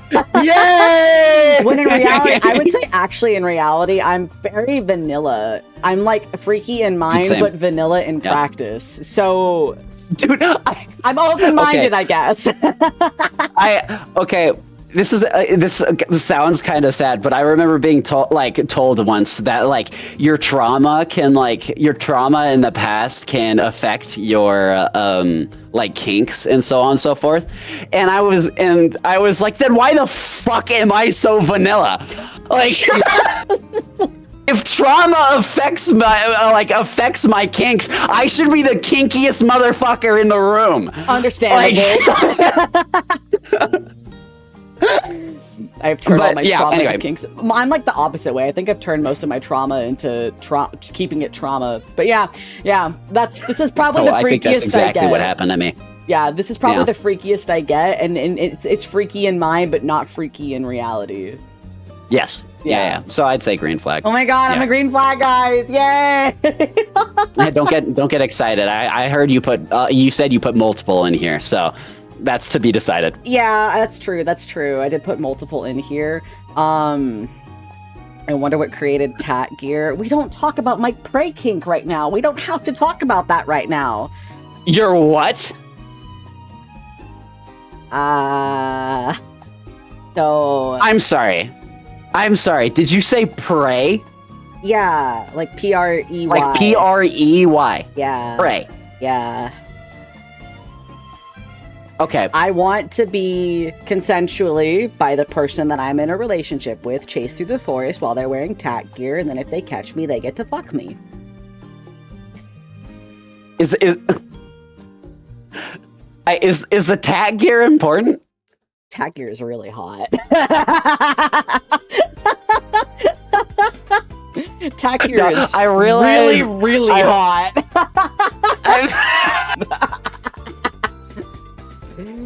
Dog, I could never. Dog, dude, if I had because of my past, if somebody did that to me, I would freak the fuck out. Like, that's why I say specifically. I would throw hands if I had to. It has to be somebody that I wholeheartedly, with every fiber of my being, trust. Yes. And so, like, the idea of like the guy I'm dating just being like, we're gonna go play hide and seek, and then if I find you, I'm gonna put my penis in you. I think that's kind of cool. Okay. I understand that. All right. I'm not gonna lie. You said prey kink, and then I immediately, like, sirens started going off in my head. Like, I was like, I'm not safe here. No, it's like, it's another one of those of like. It's another one of those. That's what sounds really hot. I've never done it, so I don't actually know if it is. And if presented in the right circumstances, I probably would take the person that I am in a committed relationship with up on the offer. But it is very specific. Very specific. Okay, because you've opened so much to me, I feel like I kind of want to mention something similar. That like how you mentioned earlier, the like you like the idea of, but there's like you seriously doubt you would ever do. Mm-hmm. Something like that for me was what's the word for it? I think the word is exhibitionism. Yeah. Like doing it in public. Mm-hmm. I love the idea of that. That sounds really hot, but there's no way in hell I would ever do that. Unironically, like if there was a chance of someone finding me, no. Yeah. No fucking way. All right, so y'all are gonna learn a little bit about me. The closest I've come to that was I sucked a guy's dick while I was in a car, and he had like limo tinting on his windows, so you could not see into the car, but every 5 seconds I was like, we're gonna get caught and I'm gonna get fucking thrown in jail. Like, I'm going to get a charge for like public indecency. Yeah. I'm going to get caught. And it was so scary that the scariness took away from the hotness rather than adding to it. So because you could see out. You could see out. Even though they can't see in, you can see out. Yeah. So like, no, I get it. Yeah. not that fun in practice. If that's your thing, go off. For me, I learned it really wasn't. Like, I like the Can you imagine going down on a guy in the car and you look up and there's like some guy just like face pressed up against the window? I would actually shit myself and probably run. I think I would shit on I'd pee myself immediately. Drive. Don't say wow, guys. I've never been caught personally, but I know people that have had. Bro, what? That's the plot of many porn. That's true of a guy watching. That's another thing. I don't think I could ever be somebody that has another person watching. That terrifies me. That would okay. Like the idea of like cuck, for example, like cuckolding. I can't. There's no way I could do that. Even if I'm not the cuck. If I was the cuck, I would be fucking mad. Right? I would cry. Like you would have to tie me the fuck down. I would cry, so I would be so sad. I'd be like, no, that's my lover. That's why? Let me at him, please. Yeah. Why are you making him feel better than I ever could? Let me have a turn. Damn, he ain't never moaned like that for me. You get super self-conscious out of exactly. I think I would like sit there and take notes, but not in a good way. I would just feel inadequate. Now I'm picturing Six like strapped down in a cuck chair with like a notepad, like writing shit down. And they've got like running mascara and I want you to know that I think I've blushed more this stream than I have any other stream ever. My face is so hot right now. Oh, I make you blush? Sure, if that's what makes you sleep at night. Hey, you can't. No. I get to say that to you. But yeah. Anyway, next red flag. Next red flag. I had to read my own red flag. You know how hard that shit was? Hey, my red flag is I don't shower much. I like the much. Yeah. I mean, it's better than saying I don't shower, but I like the idea that like I don't shower much. Like this shows me that this is real. Like saying I don't shower, I don't think I'd believe you, but I don't shower much proves to me that you maybe shower maybe once a week. Yeah. Okay. Again, I think this, like all the other one, depends on certain factors, like how often you shower. But for me personally, I am a very clean person. Like I need to have a very clean space. I shower daily, so on and so forth. Like to the point where it went to like body hair and shit like that. If I have body hair, I'll like freak out, or I'll feel overstimulated. That's a better word. So for me personally, because I'm such a clean person, this is a red flag for me. If I was dating a person that doesn't shower much, I would make them shower. Yeah. I don't, so I say that I shower daily. I think every so often I'll skip like one day where it's like, I showered last night. I'm not going anywhere today. I will shower tomorrow kind of a deal. That's so infrequent. So I say like, I take like 6.5 showers, a week. And so this, listen, if I can smell you, that is a huge red flag for me because I don't have a good sense of smell. I hear so many, oh my God, I hear so many people saying, like, especially the femboy community, it's like, oh, boy smell, boy smell. If I can smell you, I will gag. Yeah. Like, I do not care. Listen, there are very, very specific situations where if I can smell you, I'll think it's hot. And that's only if I'm already like fucking incredibly horny. If I can smell you, if you smell like sweat or anything that's not a good, pleasant smell, no. Big no from me. Like the smell of somebody, not at the end of a long day, but the smell of somebody maybe like they showered maybe like 5 hours ago. Like that's fine. That's when their natural smell is going to be there, but it's not going to be like nasty stank smell. I can't deal with somebody who doesn't shower much. What the fuck does your ass smell like, bro? If I can smell you when you take your pants off, I need you to leave. You gotta go. Yeah, I think, okay, that put a mental image in my head that I'm like, holy shit. That's disgusting. If I take your pants off and like a wave of smell hits me, well, go take a shower. The pants are going back on. There go. I am zipping that shit straight back up. I don't care if your dick is in the way. I cannot smell that. That's not pheromone maxing. That's being nasty. Okay. I realized with what I was saying, like, I said, like, if I can smell you, like, at all, then it's a problem. What you said, like, coming home after a long day, I think that, like, that made me think a little bit. If you're, like, outside doing, like labor and whatever, and you come home and you smell you smell a little bit like sweat and musk, then I mean, maybe I like that a little bit. But if you don't shower, then that's still a red flag. If it's after a long day, at least I would know that you showered before and you're gonna shower after and whatever. But otherwise, no. Yeah, absolutely a red flag. A little bit of natural smell is fine, but natural smell and natural stank are two very different things. This is a very, very big red flag. Yes. Get your nasty ass in the shower. All right. Your nasty bitch. My red flag is, I think apples and ketchup are a really good combination. You should try them. I will not. I just won't. This is 100% a joke answer. You can't be serious. I know some people that eat a lot of weird combinations, but I ain't trying that shit. No, I do know some people that like some very strange combinations.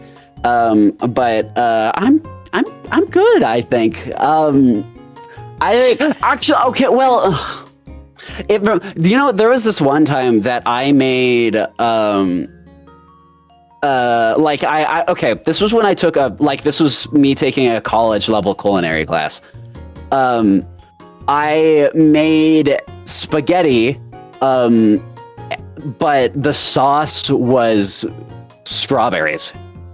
And I'm not gonna, the thought of it, at least to me, sounds really gross because, I want to say there was also some, and I should say that the spaghetti and, whatever, when you ate it, wasn't sweet like strawberries. It was savory and sweet. So at the time, I was like, this is going to be fucking disgusting. But then I ate it, and I was like, this is really fucking good. So there are some things that should not go together that will go together, but I do not see this as one of them. I do not. I don't know, I've put ketchup on things you probably shouldn't put ketchup on because it's a very easy thing. I think that, I eat my weird, quote-unquote, weird combination. The weird combination of food that I've eaten is carrots and cottage cheese together because I really like cottage cheese. But, I've been told that that's weird. I could actually see that. I haven't had cottage cheese in a fucking long time, but from what I remember, I could actually see that working really well. It's a really mild kind of a dip, and it's very light, and I enjoy it.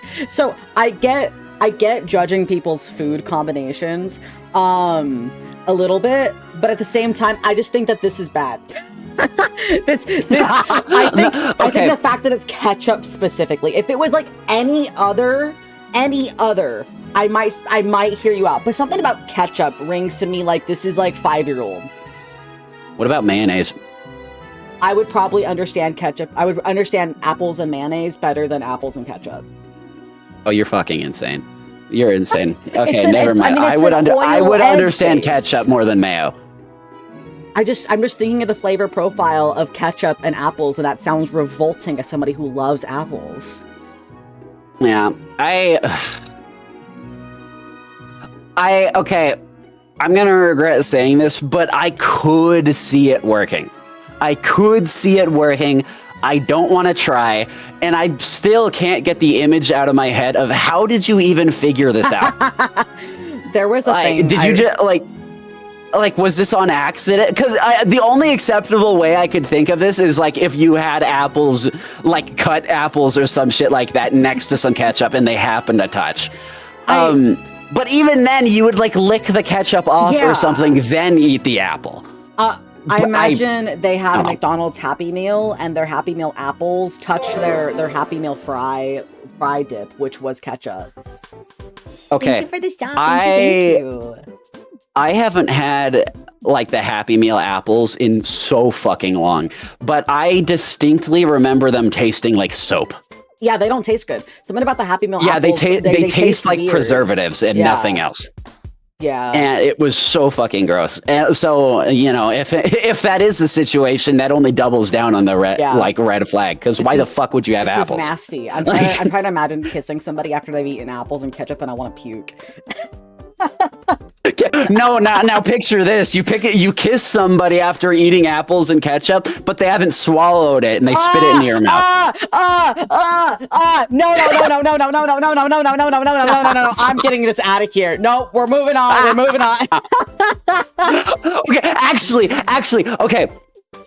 I want to ask, like, after I thought about that, how do you feel about the thought of, like, say someone sucks your dick or some shit like that, and then they go to kiss you? It's hot. Is that weird?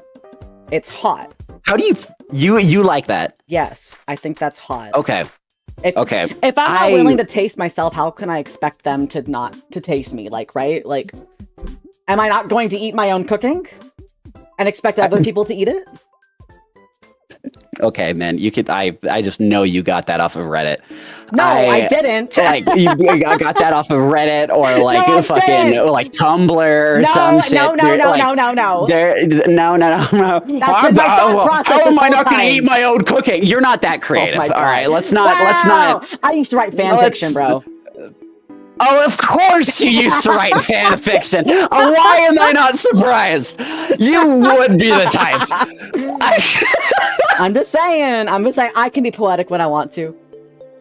But I'm not the. Okay, I do actually. This is semi-related, but I think that it seems like I'm kind of weird in this, but like when I kiss somebody, I do not like tongue.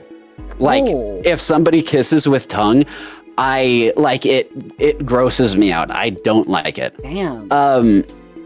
And so like that, and then the idea of somebody like that has cum in their mouth, and then they kiss me with tongue. That's like two things on top of each other that I cannot do that. I think that it's because, like, you know, like they're like the ways I grew up and whatnot about being like my family would be very like picky with like keeping things like water and shit like that clean. So like the idea of like backwash and whatever, that was drilled into my brain. I think that's kind of like, to me, like reinserted itself as not liking tongue. Like, so if I kiss somebody, I just want lips. I think that is very fair. Like, I think that's really cute. I'm the absolute opposite. But I will sit there and make out for fucking hours. Growing up, I had a really, really long makeout session with a guy while we were listening to Hollywood Undead, and I still think it's one of the hottest things I've ever done. It was like 2 hours of just straight up making out. That shit was fucking heat. 2 hours? Yeah. Oh my God. We went through multiple albums listening to fucking Hollywood Undead making out. That's fucking awesome. I enjoyed that shit. Wow. Okay. That's, you know, I understand it. I do really like the idea of making out with somebody, but like, you know, without tongue. Yeah, that's fair. That's fair. I like the intimacy of it. Yeah, Twitch chat, y'all don't know my game. All right.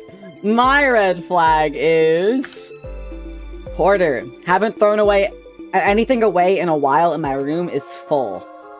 Red flag. The reddest flag. Immediately red flag. We've already talked about like how I care so much about being clean and whatever. I could not live like that. There was this one time. Okay. So my family is not as good as they used to be at cleaning up after themselves. And there was this time in the past where it got like exceptionally bad in my kitchen. I remember like I would go downstairs like to get something to eat, and I would like actually like you know how horses have those things on their face where they can like it blocks out the blinders. I would put my hands up over like on the sides of my face like blinders, and like just go straight to the fridge, grab something, and then leave. And there was one time, it was, okay, to get, like, let me describe the room so you know how bad it was. The kitchen, the dishes were piled up so high it went above my head. Oh, God. No. There was not an inch of open space on the counter, and we have a lot of counters. Oh, God. Or not a lot of counters, but we have a decent amount of counter space. And the worst part to me was because at least when those things are bad, I could find a way to like try to ignore it and whatever. But the worst part was that there was so much garbage and non-put away groceries and shit like that there was a path carved through the kitchen. That shit fucking through sucks, the trash man. and whatnot. And I'm not even gonna lie, I had several like severe panic attacks when I went downstairs and had to be in that super dirty room. I remember going into that room and doing like I don't know if you know the finger thing where you you skip a finger, like tapping all your fingers one by one. Oh. Like it's down? Yeah, it helps calm down because sometimes, like, it gives you something to focus on because it's not something that's super easy to do, especially if you switch fingers. And while that kitchen was dirty, I got really good at doing that. I lived with multiple people who have been very, very disgusting in my life. One infested our house with flies and maggots. One I could smell their bedroom from across the hall, like from across the house. One, oh my God, it was so gross. When I finally moved out, I found things that, like, it was a dorm that we shared. There was just pizza boxes full of half-eaten pizza underneath, like, the bed that were, like, molding. Like, I just can't handle mess. And so a nasty house is like the reddest of red flags to me. It tells me that you just can't take care of like your space and your stuff or respect the people around you. I get that a lot of times it does come from like a mental illness thing, but that's for me is something I could never ever deal with. Yeah. Like even like, okay, I think that earlier I was like with the like the clothes on the floor and whatever, that question, I was kind of defending that with the point of depression and whatever. As a person with depression, I know full well how hard it is to clean up after yourself sometimes. Well, not clean up after yourselves, but to just clean in general, because everybody's dirty at least a little bit. Everybody's going to miss something. And the difference to me is whether you have the self-respect or the respect for others and for your space, like you said earlier, to clean up after yourself regardless. Because while depression does make it harder, that cannot be an excuse for being a pig.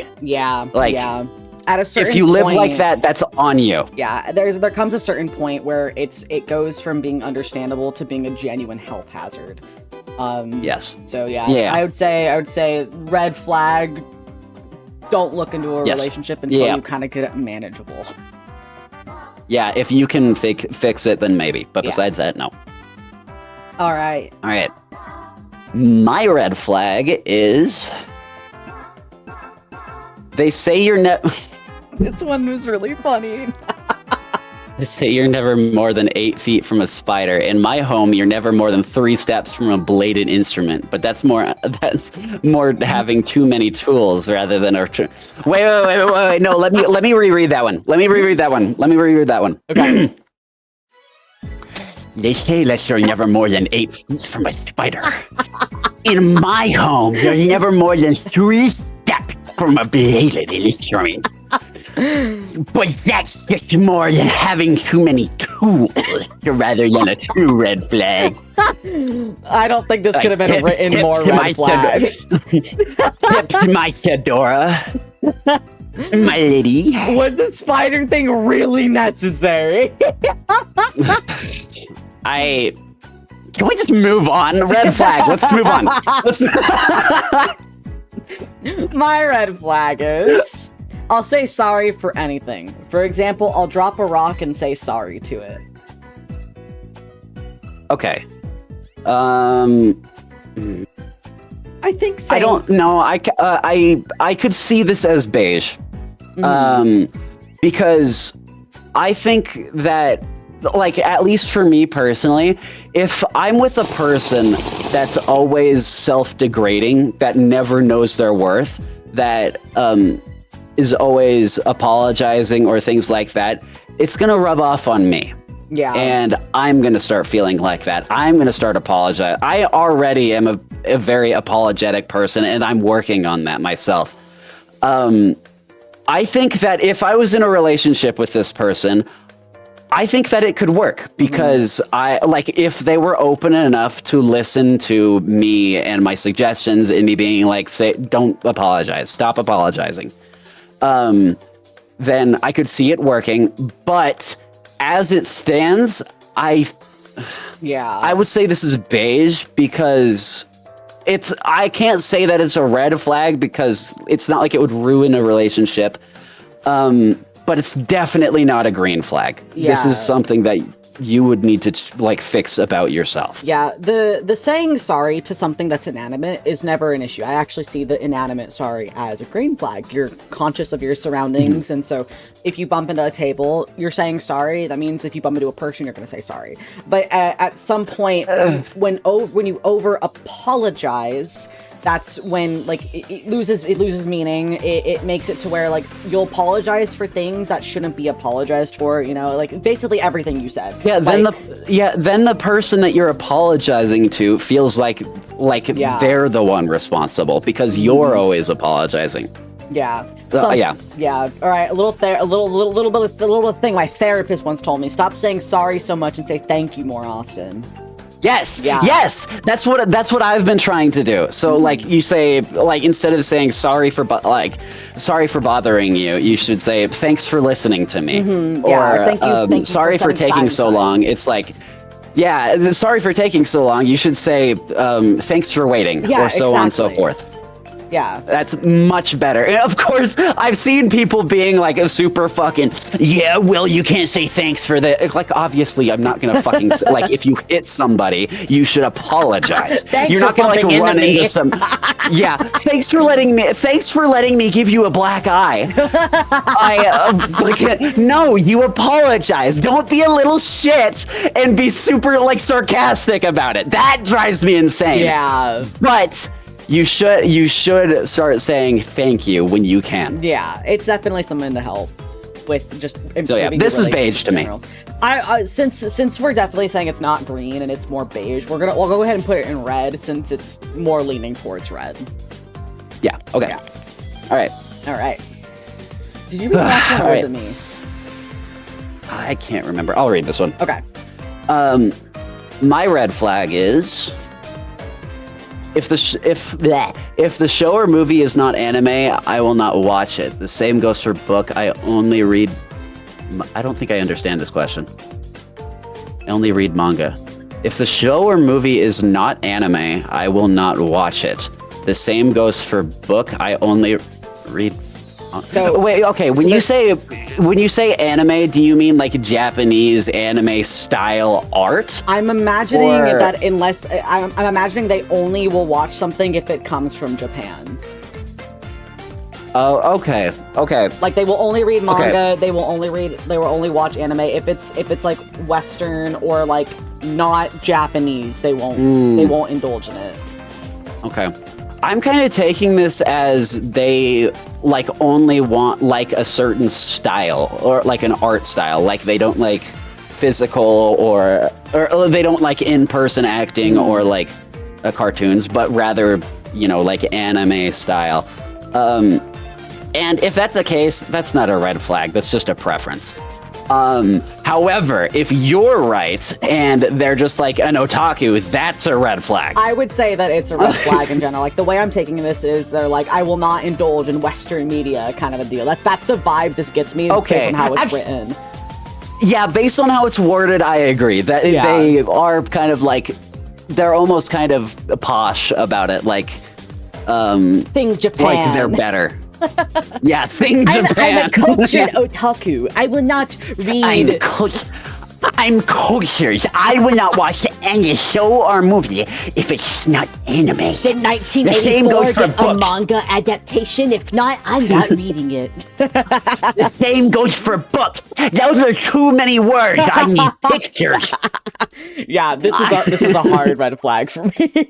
Yeah, I'll say it's red flag. Okay. Yeah. My red flag is I will spend more time with my car than you. Fuck no, get out of here, bro. Fuck Red flag, no. red flag, absolutely red flag. If you have an obsession with an inanimate object that is taking you away from me that often, and I'm the kind of person that wants to be left alone. So like, if you're spending a bunch of time in your like working on your car, whatever the fuck, that's fine. I don't care. But if you're spending more time with the car than me, that's a problem. Yeah, like you can. What if it's Lightning McQueen? He is the car, man. That doesn't count. Anyway, so he fucked my mom, dude. I don't like that guy. That's my husband. Be nice to him. Your husband's a whore. That's okay. I can fix him. No, it's not. He fucked a married woman. I can fix him. He's a home wrecker, and you cannot trust him. Once he gets the... Listen, I can change him. He's a home wrecker. You cannot trust him. You will never be able to trust him. You leave me and my Lightning McQueen alone, okay? Anyway. Listen, if you want to get cheated on, that's on you. But I'm not a cuck. All right? I'm not a cuck either. I told you I changed him. He's a You changed kind man. of sound like one. So spending more time with like one thing than with your partner is a very big red flag to me, just in general. Yeah. But also the way this is worded is just so aggro too. I will spend more time with my car than you. Get this guy out of here. Go fuck your car, bro. Yeah. Go fuck your car, man. Fuck your exhaust or some shit, man. God. Tailpipe. That reminds me, dude, there's this one video I saw a while back. I've never been able to find it. Of this guy just like in the middle of the street, like fucking the shit out of his exhaust. Like, oh yeah, like man. There's no way that feels good. You're gonna get fucking tetanus on your dick. Oh, it's gonna fall off. Oh. Wait, anyway, okay. My red flag is I move around a lot in my sleep. Like, I don't know how I'm supposed to keep a date with me if I'm out here fighting demons while they're trying to sleep. Also, yes, I sleepwalk, but I think that's secondary. I feel like the sleepwalking is more of an issue than the tossing and turning. Yeah. Okay. I find it hard making it like saying this is a red flag because you can't help it. Mm-hmm. But also it will get in the way of things. Yeah. I mean, you can just have like if I'm being woken up. Yeah, actually, yeah, no, that's a good point. Or, like have separate beds or a separate or something like that. Like if it's a problem, it's like if it gets to the issue where you're waking me up or something like that, we can just have separate beds. It's not a big deal. Dadass. Also, this could be a medical thing. You could have like sleep apnea or something like that that makes it to where you can't physically relax, and so like. It's not your fault, but like I you know, this is not a deal breaker in the least bit. No. You can't help it. So I find it hard. A lot of people say like red flags are just anything that would turn you off from a relationship, and I think that's a general thing. But to me, a red flag is something that you do. Yeah. And you can't help this. So that's not. Yeah. No, I'm fine with this. You okay? You can fight demons in your sleep. That's all right. My red flag is I fall in love too easily. How easily, though? Ooh. Like, Are we talking like after 1 week they're saying I love you, or after one hangout session they're like the most obsessed with you ever, and they're like I'm going to marry this person immediately? Yeah, this would make me worry that they're going to fall out of love and they're going to fall in love with somebody else. Yeah. And I'm not sure, like, if I meet somebody and they, like, after a week say they have a crush on me, that's a no. That's a no from me.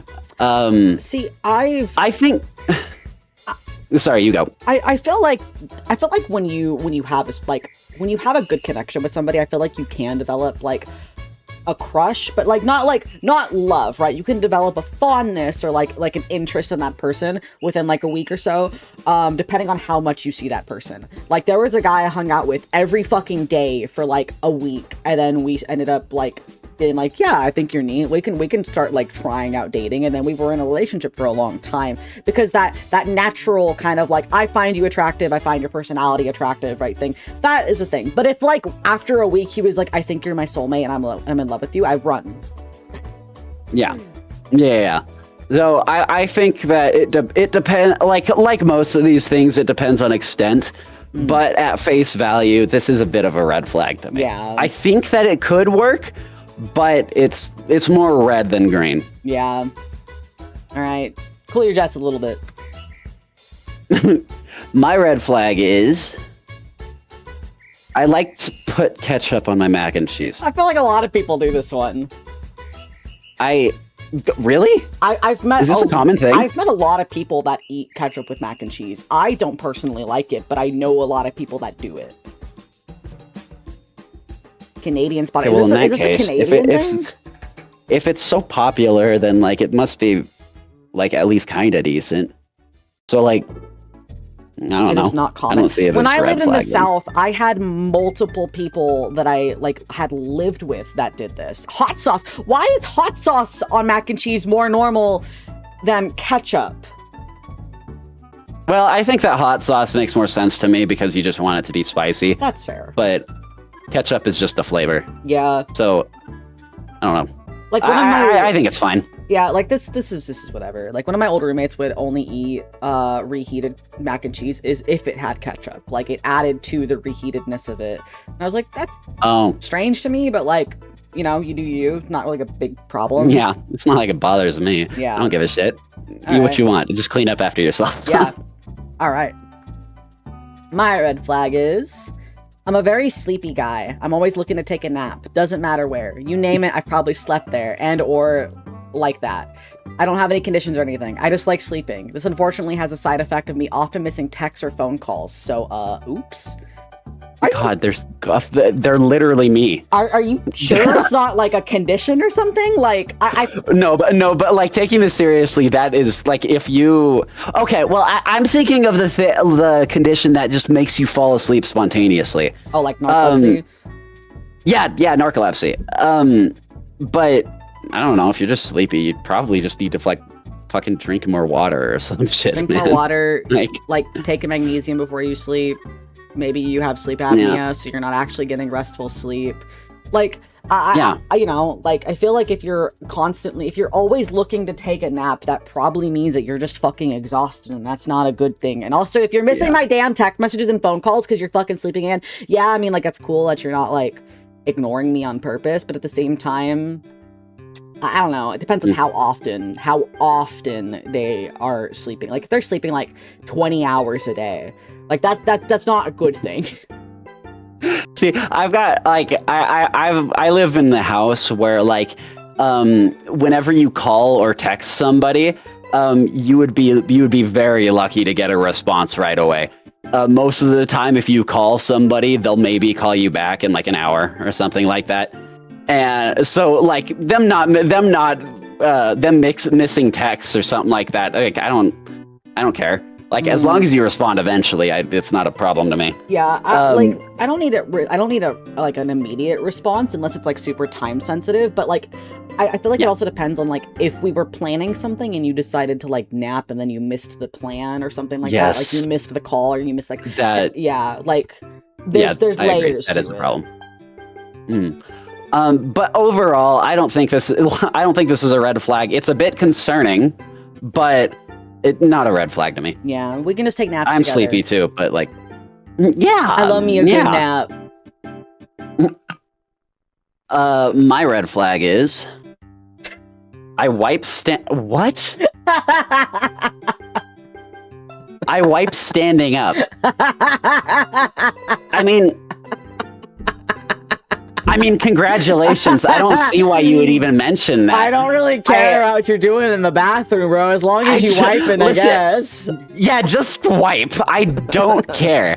Like I don't give a shit. I don't give a shit. Just wipe your ass, I guess. Yeah, like I'm not gonna watch you wipe. It's like this whole thing where it's like I read this thing where it was like half the population wipes standing up and half the population wipes sitting down, and the other isn't really they're not privy to the other, so that everyone thinks that like everyone who sits down thinks that everyone sits down, everyone that stands up thinks everyone stands up. Like, I don't care. Like this, I wipe sitting down. Mm-hmm. I don't care. Yeah. It's I don't give a shit. I don't care what pose you're in when you wipe your ass. I don't give a shit. No pun intended. Yeah, I did. When I said that, I was like, that would anyway. Whatever, bro. At least you wiping. Yeah. My red flag is I watched 6. Man, fuck out of here. Fuck out of here. Red flag. Red fucking flag. Anyway. My red flag is I eat my pretzels and ketchup and hot dog wieners and mayonnaise, and it's delicious. It's just like the same person submitting all these fucking ketchup. No way does everybody eat ketchup with everything. Like, no, I would not be surprised. Ketchup is like a universal condiment, even though it should not be a universal condiment. Mm-hmm. Anyway, I don't know. This isn't a red flag to me. It's kind of weird, but like, I could actually see pretzels and ketchup kind of working. Hot dogs in mayonnaise, I'm not gonna do it, but you know, you do you, man. I could see hot dogs and mayonnaise, honestly, because it's just meat, and then like certain mayonnaises are really good with meat. Like having a mayonnaise on a burger is a pretty normal thing. Mm-hmm. I think that I just don't like mayonnaise very much. I will only have mayonnaise if it's like kind of like a minor taste to it, like in sandwiches or something like that. But like as a dip, no, I couldn't. Yeah. I mean, anyway, we're going way too deep into fucking whatever. Like mayo hot dogs. It's fine. Whatever. Who cares? My red flag is we're not even halfway. I get horny playing fighting games. What? Is it because the characters moan? Like, why? What makes you horny? Okay, is it like one of those fighting games that are like clearly sexual, or some characters are sexual, or do you just like the idea of getting beat up? Playing Tekken and being like, oh yeah, I'm so hot and bothered. Like, I don't really understand. But you know what? Sure, go off. I mean, whatever. I'm not gonna lie, it's really weird. It's weird as fuck, but it's not a red flag. I mean, if you ever want to get your partner in the mood, just ask them to play Smash Bros, and then you end up smashing like bros. So, yeah, I mean... Fuck, Mario, he's looking really petite right now. Yeah, sure. I would say this is more green flag territory. Do you think that if I move back and forth fast enough, I can make it look like Bowser's fucking Luigi? I'm gonna wave dash you to bed. Meet me there. Is it the competition of the violence? You're having sex and they fucking parry your dick. They put their shield up and you're like, what the fuck, man? Yeah, bro, I can't even do anything with this. They hold it for too long and they just pass out. It's like, oh, well, now I have to wait. Now I dodge it like Dark Souls. Fucking rolling around the room.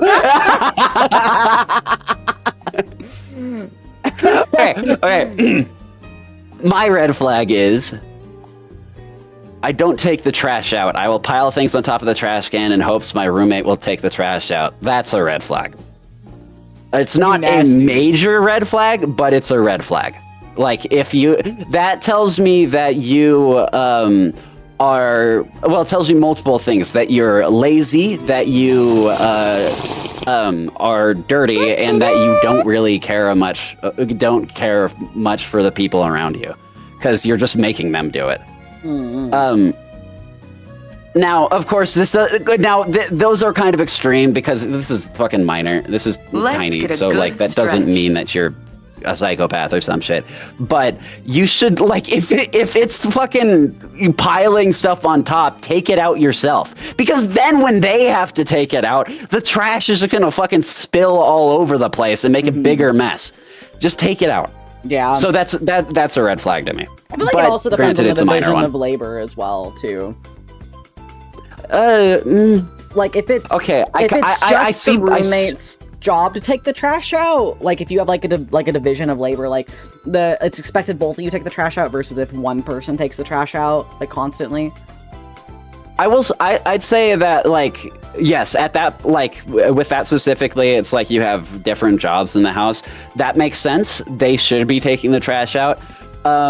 But still, at the very least, don't just pile it on top. Yeah. I'd say, like, maybe put it in, like, a box on the side or, like, get another bag and just throw it in the bag.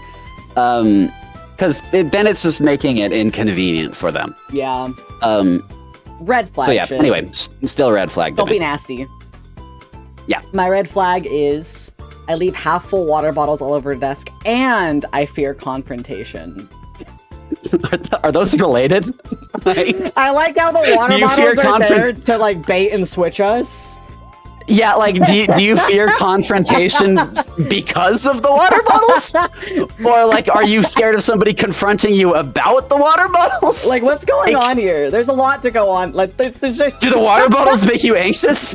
It's like, yeah, it's a minor issue, and then there's a really big one. One tells me that you can't communicate. One tells me you just might be a little messy. Like, whatever. Yeah, okay. I think that fearing confrontation, especially with your partner, is a red flag. You need to be open with your partner, especially if it's something that you feel like, even if it's something you feel like they may not like to hear. You need to say it because it's honestly your job as their partner. Yeah. And then also, leaving half full water bottles has always bothered me when people do that. It's so wasteful. It really is, because you're probably not going to end up finishing any of those half-full water bottles. You're just going to pour them down the sink. At least, okay, I understand if you grab another water bottle because that one's about to run out, but at least finish the previous one. Or like, and then throw it away, because then you're just being messy and wasteful. Yeah, something that Carius and I have gotten into the habit of is when we have a half full water bottle, or like he drinks them from a can, pouring the rest of it into we have a Brita, so pouring it into the Brita so it doesn't go to waste. Because even if it's sitting there and it's not cold anymore and you want cold water, go repurpose the water so you're not wasting it, rather than leaving it on your desk where it's going to collect dust and it's going to be gross. You're not going to drink it and then you're going to throw it away. Yes. Like, it's so That's easy. A very good it's habit so easy to mitigate that problem. Yeah. So yeah, I'd say red flag. Granted, these are honestly minor red flags, but still red flags. I think fearing confrontation is a big red flag, actually. You have to be fearing confrontation, yeah, I do agree, is a bit like, if they're talking about their partner, yes, that is a big red flag. I take that back. Take your shit to the sink, whatever. All right. My red flag. Oh no, I read the last one. My red flag is I am a femboy. Get out of here, boo, boo. Ew. What are you, gay? I would never. I would never. What are you trying? You're just trying to spread your agenda on us God-fearing Americans. Get out of here. Yeah, I bet you wear skirts. You were sent by Satan. Satan himself sent you down there to get my dick hard. Listen. Hard times make hard men, and hard men make my dick hard, but so do soft men. Soft men make my dick hard. Men make my dick hard. I don't know what I'm trying to say here. I forgot how it goes, whatever. You are so fucking stupid. Do you know that? That was miserable to listen to. I could tell that you were thinking of the words as you said them. There was no pre-thought to it. What is it? Hold on. It's hard times make hard men. Soft soft time. Hard. Hold on. No, hard times make hard men. Hard men make good times. Good times make soft men. Soft men make me hard. There we go. That's Yes, how it goes. that's it. Okay, See, thank you. okay. That's what I was trying to say. Anyway, whatever. my God. Green flag. Who fucking cares? My All right. red flag is I've never had a partner. I'm the type of person who just leaves his trash on his desk, and I own over 15 different male toys. Okay, owning dildos, not a problem. Who cares? Never having a partner, not a problem. Leaving trash on your desk, a bit of a problem. Depends on how many, how much trash, depends and on the how type much of trash. Yeah. Yeah. And how many, what the kind of trash, how easy it is to throw it away. It doesn't matter how easy it is to throw it away, but if it's really easy to throw it away and you still don't do it, that's a red flag in of itself. And just put your toys away. Just don't leave your toys all over, I guess, as well. If you have so many of them. Yeah, just put them away. I don't care. do not care how many dildos you have, dog. It's your money, it's your time. I don't give a shit. And you never having a partner, I really don't care. I'm not okay. I think that everybody, there's so many people that have never had a partner before, and they're older and younger and whatever the fuck. It's not a problem. You just haven't found the right person. I think people put a lot of stock into how many relationships people have had when it's I don't think that matters. I think it also depends on the quality of the relationsps, because somebody who's been the point of a relationship is to find somebody to spend your life in. Yes. It's kind of redundant to gauge how many or how good your relationships are based on how many people you've done it with or tried it with, because that's completely missing the point. Yeah. So I don't care. Whatever, I do man. not care. Honestly, I would feel kind of happy to know that I was your first. Make me feel a little bit better about myself. And I would feel happy that you have the toys, because that means you've also experimented with and you kind of know what you like. Yeah. Anyway, my red flag is I play War Thunder, Rust, and Tarkov. Okay, if I lived with this person, I would fear they would beat me. Every single one of these is a red flag, and all of them combined is the reddest fucking flag. It gives me Kyle vibes, like somebody that drinks monsters and punches holes in their wall. They're gonna scream at 4 a.m. I would fear that this person would beat me. No.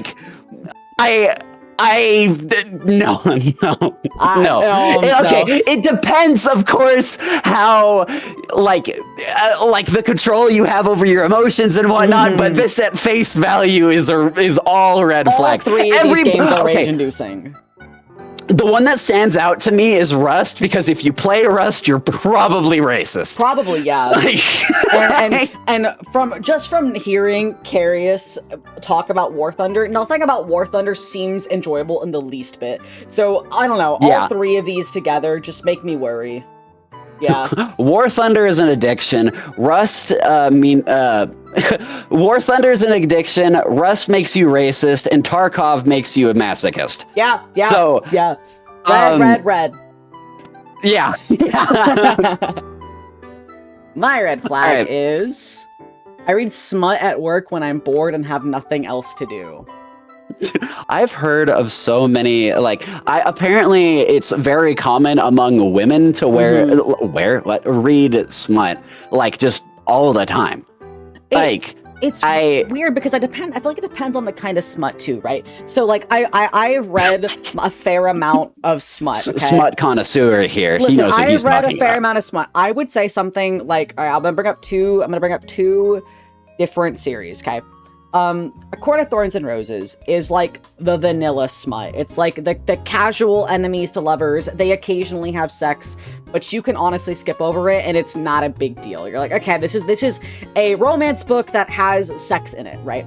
Versus something like Haunting Adeline, which went viral because it is shock sex, where it's a girl being stalked by a guy that she ends up falling for, but at one point he sticks a gun in her pussy. It's a whole thing. I feel like it depends on the flavor that you are, because I feel like if you're reading the book to just read the smut, I would say it's a red flag. But if you're reading the book and it happens to have the sex in it, then I think that the fact that you're reading is really cool. Okay. So for us, for all of the normal people in chat, Okay. I think that smut is smut, you know? So, like, I think if you're gooning to it, you know, that's fine. Like, well, no, that's not fine. What the fuck am I talking about? If you're gooning to it, that's a problem. But if you're just reading smut to I don't care. Do whatever the fuck you want. Like at that point, you're just risking your job. Who cares? I think part of the problem too is if you're reading smut, knowing it's smut as well, because a lot of books on the surface don't look like they're smut, and then you get into it, like someone recommends it to you, and you're reading it, and you're like, oh, this is like straight up porn. So I think if you're knowingly reading smut at work, that's a little weird. I would say it's more. Yeah, that is a little bit weird. Yeah. There's a time and a place. Yeah. Yeah. Okay. Yeah. Yeah, so probably red. All right. My red flag is the only...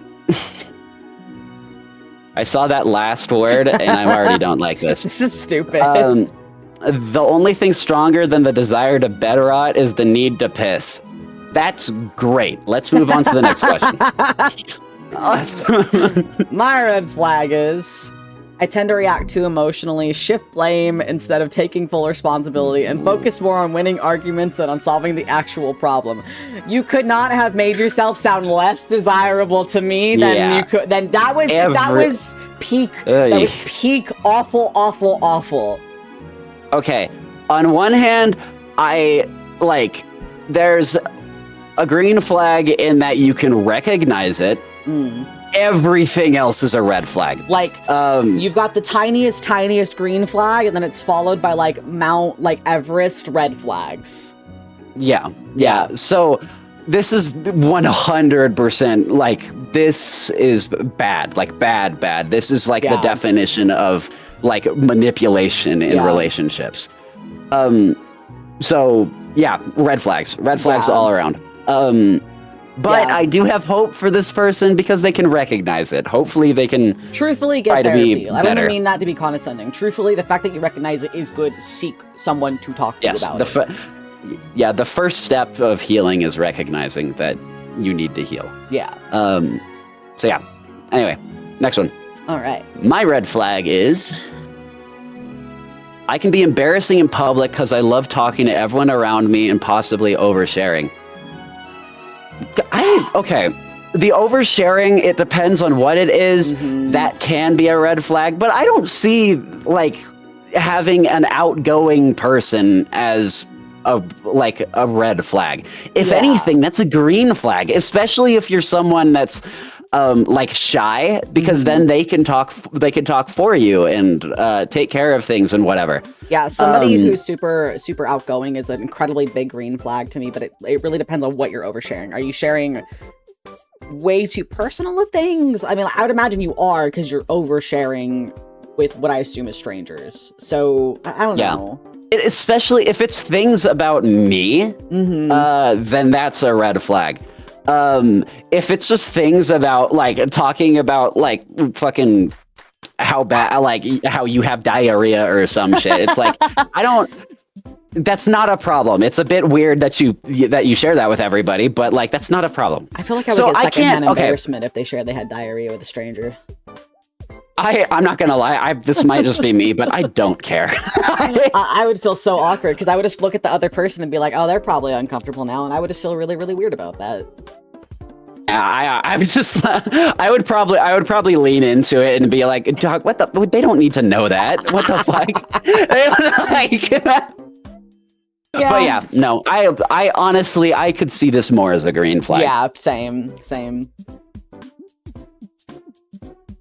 My red flag is sometimes I like to leave a bottle of Coke in my fridge overnight. Then in the morning, I like to fill my mouth with ice and pour the Coke in and let the Coke fizzle in my mouth and just leave it there.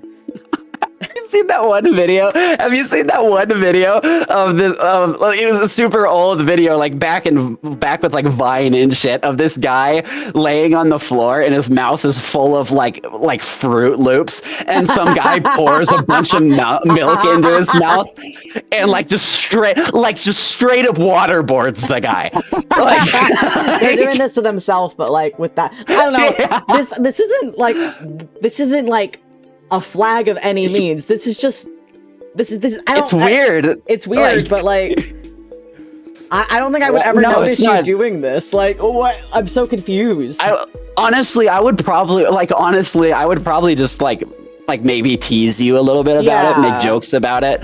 But like, no, it's not. There's no way this is a red flag. This is just a dude. This is just a dude being This is a dude having fun. He's being a little silly. All right. My red flag is I'm an ex-chef with high metabolism, so I eat a lot and cook a lot. Sounds good, but a couple of the exes and flatmates did put on quite a bit of weight from large portions of food. Green. Oh my god, someone that can cook is the greenest flag to me. You know, if I overeat, that's my fault. That's my fault, man. Yeah. So I would. I understand why they would think it's a red flag, but this is not a red flag. This is green. If your roommates and exes gained weight, that's their fault. Yeah. They need to know when to stop eating. If your food is good enough that they're like gorging themselves on it and they can't get enough of it, that is like the greenest flag ever. Please cook. Yes. Yeah, no, you're right. If they're eating enough to put on weight, that means it's good food. Yeah. Come over, please. So yeah, green flag. Definitely green flag. All right. My red flag is I don't own a wardrobe, so I leave my clean clothes in the hamper and this is the same guy same thing as earlier. It's slightly different. I later reuse I leave my clean clothes in the hamper and pile my dirty clothes on the floor. I later reuse clothes from the pile if they're somewhat clean in order to avoid doing laundry for as long as possible. The technique is called Floordrobe Premium and is a requisite for obtaining the boy failure achievement. You know, at least you're aware of the boy failure. So this is no, like, listen, having it on the floor is one thing. Reusing the clothes is another thing. If you only wear it for like an hour, like, don't put it with the rest of the clothes that are like dirty. Yeah, I think, I'm not gonna lie, I actually did this in the past. Not to the exact same thing, not in the exact same way, but like when I was waiting for my mom to like clean clothes or whatever, I would be like, these clothes feel dirty and I don't like that. And while I know those clothes are dirty, they don't look dirty and they'll feel dirty. They'll feel clean. So I put those on instead. So I kind of understand that. It's weird and it does make me worry about like how lazy you are. Yeah. But overall, I would say this is maybe beige. So this is also something that asterisk I do. It's like if I only wear something for like an hour and then realize like, oh, okay, I'm not, like I am clean. Let's say I showered like the night prior. It's the morning out, like the morning. I wear it for like an hour. It's like not a big deal if I like set it aside. I'm not going to put it and intermingle it with like the dirty laundry though, because like that's when it's going to get more, it's going to be mixing with my dirty underwear, bro. And I don't want my ass stank on my shirt that's like barely washed. So, or barely worn. So I would say that this one's a big one for me. Like, no, just wash it. Okay. My red flag is my sink functions as a temporary bin because I'm too lazy to go to the actual bin. Red flag. Fuck no. Red flag. No. No. If you can't be bothered to walk over to the trash can, so you make your sink a cesspit of mold and stink and fucking no. Definitely not. Big red flag. Plus, you're just making more. You're making much more. Work for you or somebody else in the future. All right, novel concept. Move the trash can. Yeah, just you're right. Just move it closer. Like if you're like actively cooking, just move it. Yeah. There you go. Easy. Okay. Oh, wait. No, that's a good point. If you mean like if you're cooking and whatnot, then no, this is not a problem. Yeah. Like I was thinking like, you've eaten and you like can't be bothered to clear the plate. So you just put it in the sink. Yeah. That's a red flag. If you're cooking, but no, that's not a red flag. As long as you put it away after. This is something that I do while I'm streaming, specifically only while I'm streaming, because of the layout of my kitchen. Having the trash can there it wouldn't fit properly, really. And so like it depends on how temporary. Like it depends on if it's like while you're cooking, but if you're leaving it for longer than just like a couple hours, I would say it's red. It also, like thinking about it, it also highly depends on how easy it would be to to put it in the trash. Like if it's right there, or if it's just a few steps away, that's a red flag. But again, I think that it depends. If you're using your sink and just like leaving it there for like hours or days, that's a red flag. Yeah. And that's kind of the vibe I'm getting. So I'm gonna say red flag. All right. My red flag is sometimes I keep the sauce bottle in my room if I know I'm going to use it for another meal the next day. Would I have to wait? What? Would I have to put it back in the cupboard to take it out again? Life is a prison. Is it a sauce that can be not refrigerated? A lot of sauces need to be refrigerated after you open them. I'm not gonna lie. I kind of do something similar. Sometimes, where like, okay, so I occasionally, like every rare once in a while, like every the other week or something like that, I'll like get DoorDash or whatever. And sometimes they'll have a deal of like, you can get like, I don't know, like 2 Chipotle burritos or some shit like that. And then in that case, I'll like, there are some times where I'll eat one and then I'll just leave the other one on my desk because I know I'll eat it tomorrow morning. But so I kind of understand this. I don't see it as a red flag. I do see it kind of as maybe a bit beige, because like even as a person that does this, it's not that hard to like put it back in the fridge. I would see this more red because there's kind of two things that makes me kind of lean more towards red. One, most sauces need to be refrigerated. So if you're not refrigerating it and it's one that needs to be refrigerated, that tells me that you're not preserving your food properly, and then you could probably get sick off of that, and that's not smart. The second thing is, I'm assuming I would hope that she would live alone if you're doing this. If you're doing this and you live with other people, the sauce is now in your room. What if they need that sauce? That would really annoy me if it was somebody that I was with. That's a good point. Yeah. If I was dating you and we lived together and it was in like on your desk and I couldn't find the fucking ketchup, I'd be a little annoyed. Yeah. Okay. No, that's a good point. Yeah. That's a good point. So yeah, I guess I still think beige, but it does seem a little bit more red. Yeah. All right. My red flag is I goon far too much, like 4 times a day, sometimes daily. This Remember that porn addiction you mentioned earlier? Yeah, I was about to say, this is a porn addiction. Yeah. This is definitely a red flag to me. Yeah. This you need to do a cleanse. Yeah. This because when you do this so often, it like severely messes with the intimate side of a relationship, because you can't like get hard or whatever, or it takes much longer for you to finish, and so on and so forth, or you just don't feel attracted to them. Yeah. So this, red flag. What do you mean it depends on if you're using porn? I still think if you're jerking it to your imagination 4 times a day, that's still a problem, because you're, I don't know, that's also that's a lot of time too. Like, yeah, okay. I actually do like agree. Like, I think that person made a good point that like if it's to porn, it's worse. I do still think that regardless, this is a red flag. Yeah. But like they are right that it is worse if it's to porn. Yeah, I don't know.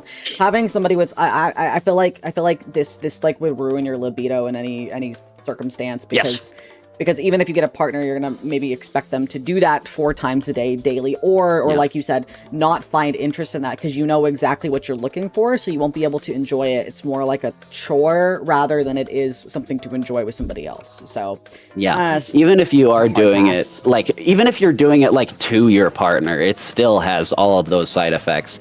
Yeah. So yeah, still red flag. Yeah. My red flag is I don't wear my glasses because I think I'm more attractive without them. I'm blind without my glasses. I just tank being unable to see. I'm unable to use contacts. This person, I have feelings about this. I have feelings about this. I'm sorry. You have the wrong kind of glasses. If you think that the glasses are not making you attractive, you need a different frame style. The proper frame style for somebody will make them immediately 20 times fucking hotter. Like, straight up. Accessorize with them. Don't just get the most basic bitch pair that everybody recommends you. Find something that looks good for your face and build your outfits fucking with that shit. That shit can be so fucking hot. Oh my god, don't be blind and stupid. Are you done? Yeah, sorry.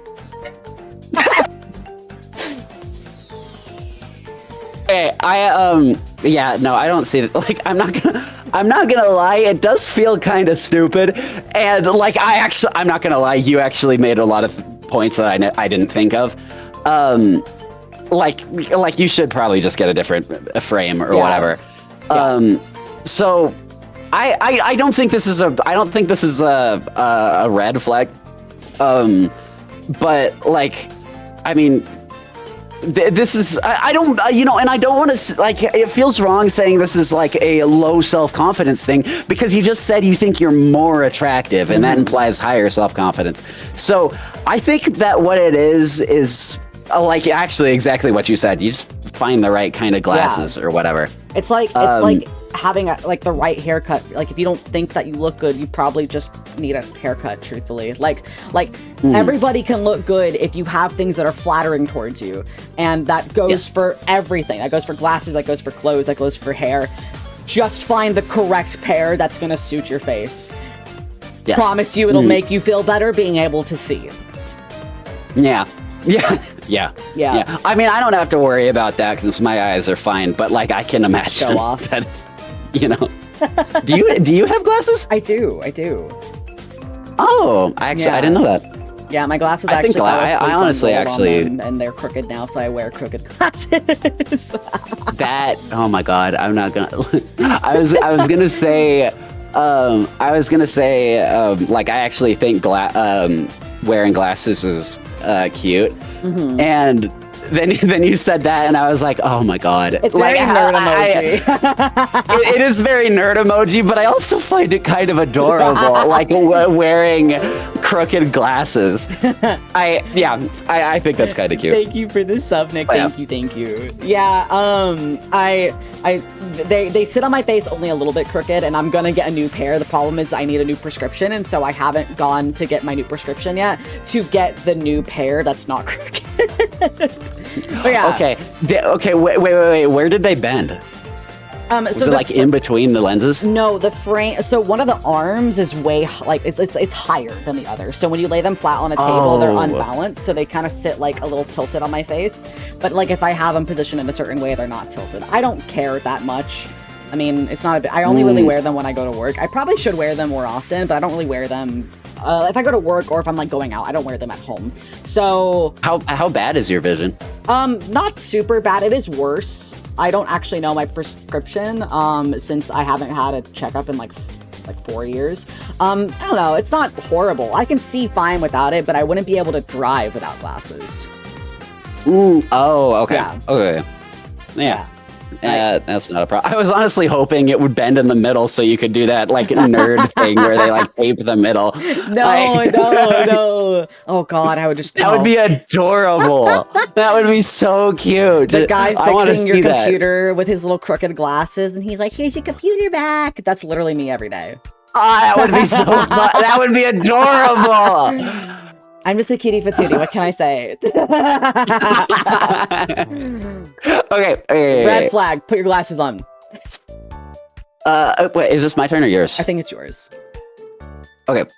My red flag is I get distracted and move on to something else mid-task. That's just ADHD. Yeah, you're fine. You just have ADHD. You're fine. Just finish the task eventually. Yeah, you'll get there. My red flag is I'm a Magic the Gathering player.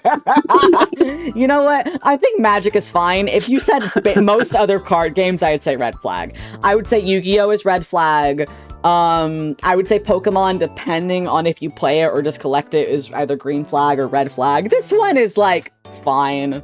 It's whatever. I honestly, I don't know anything about card games. I just know everybody say that like people who play card games are nerds or something like that. So like, I don't care.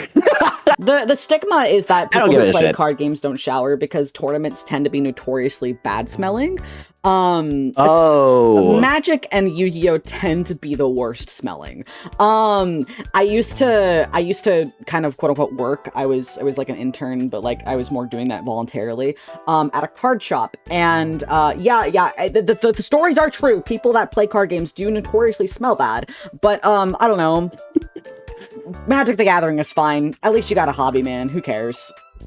Yeah, it's not a problem. Yeah. My red flag is Has Been Hotel is my favorite show. Okay, I actually want to say something about this. I cannot stand Has Been Hotel. I can't stand Has Been Hotel, and what was the other one? Hell of a Boss. I cannot stand it's like the humor in those shows to me are like what a 12-year-old thinks adults talk about. Like and like the song, okay, some of the songs are like, I'm not gonna lie, some of the songs are really fucking good. Mm-hmm. But some of them are dog shit. And then there's like always people talk about how they swear so much and whatever. I have like a pet peeve of Has Been Hotel and whatever. It's like the people that like try really hard to be edgy, and it bothers me. I don't have a problem with it being your favorite show. However, if you make me watch it, then we're gonna have a problem. I haven't watched it. All I know is I'm thinking about the one scene, and it really encapsulates kind of the show for me, how I feel about it and how it comes off to me is Charlie being like, I'm sad, and Vaggie being like, stop being sad, let's fuck. Like, it's how it kind of came across, right? And so it's like that's what my exposure to it is, and so it gives me red flags. If you're like, that's my favorite show ever, we gotta watch it. I'm good, I'll pass. Yeah. I don't see liking the show as a red flag, but if you're one of those people, then it's a red flag. Yeah. I'm gonna go commission art of Charlie chasing me through the streets and singing and it's gonna be porn, but it's not actually gonna be porn. They're gonna be fully clothed the entire time. Yeah, and it's gonna fade to black right when we're about to fuck. So I'm essentially cock blocking myself. Yeah, so I'm gonna cuck myself. Yeah. I'm a cuck, by the way. In case you didn't know. My red flag is I will spend money on a whim and won't consult anyone. Some of the purchases include over $1,000 on lightsabers, $500 on Legos, and $1,500 on watches. And that's just what I can remember. Okay, face value, major red flag. Yeah. If you have money to spend, and you have money to spend, then that's not bad. It is bad that you're not counting the money and making sure that it's safe. So in that case, I'd say it's a minor red flag, but still a red flag. Yeah. So any situation for this to me is a red flag. Yeah, it's the fact that and that's what I can remember. That means that you've spent a lot of money on a lot of essentially different hobbies, because watch collecting is a hobby. I would imagine lightsaber collecting and being part of that fandom is a hobby. Legos is a hobby. That means that you're spending a lot of money on a lot of hobbies. And if you're not aware of how many, and if that's what you can just remember at face value, how much fucking money are you blowing through monthly? That's a big red flag for me. Yeah. No, I would say that's a red flag. Yeah. Unless you make a fuck ton of money and you know that you're safe. No, red flag. Yeah. Okay. My red flag is I self-sacrifice way too much to make sure my friends are happy. Know your worth. Oof. Know your worth. Don't. Yes.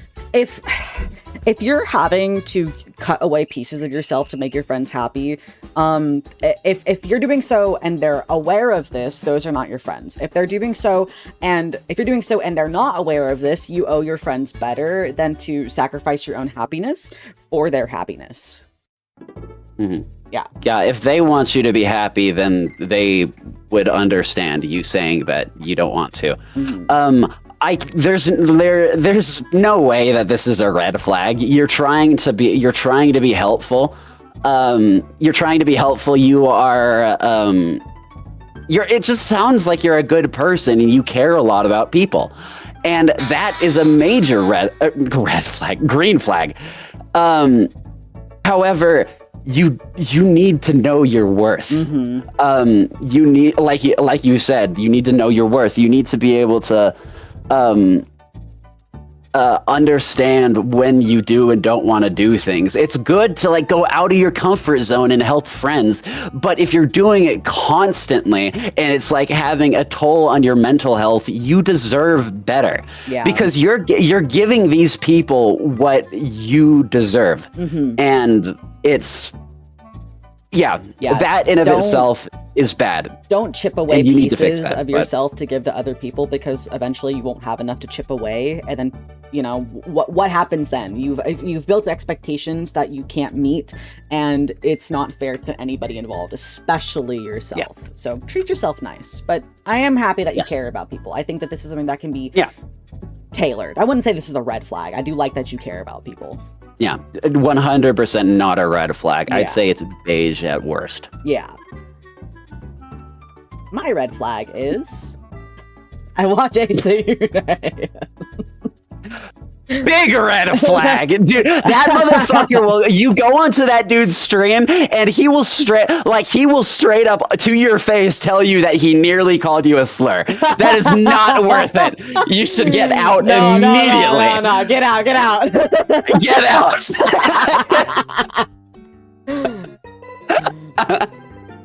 Okay, my red flag is I used to solder without ventilation and have a lead ingot that I play with and definitely haven't chewed on. Are you stupid? Are you a boomer? Yummy. Are you a boomer?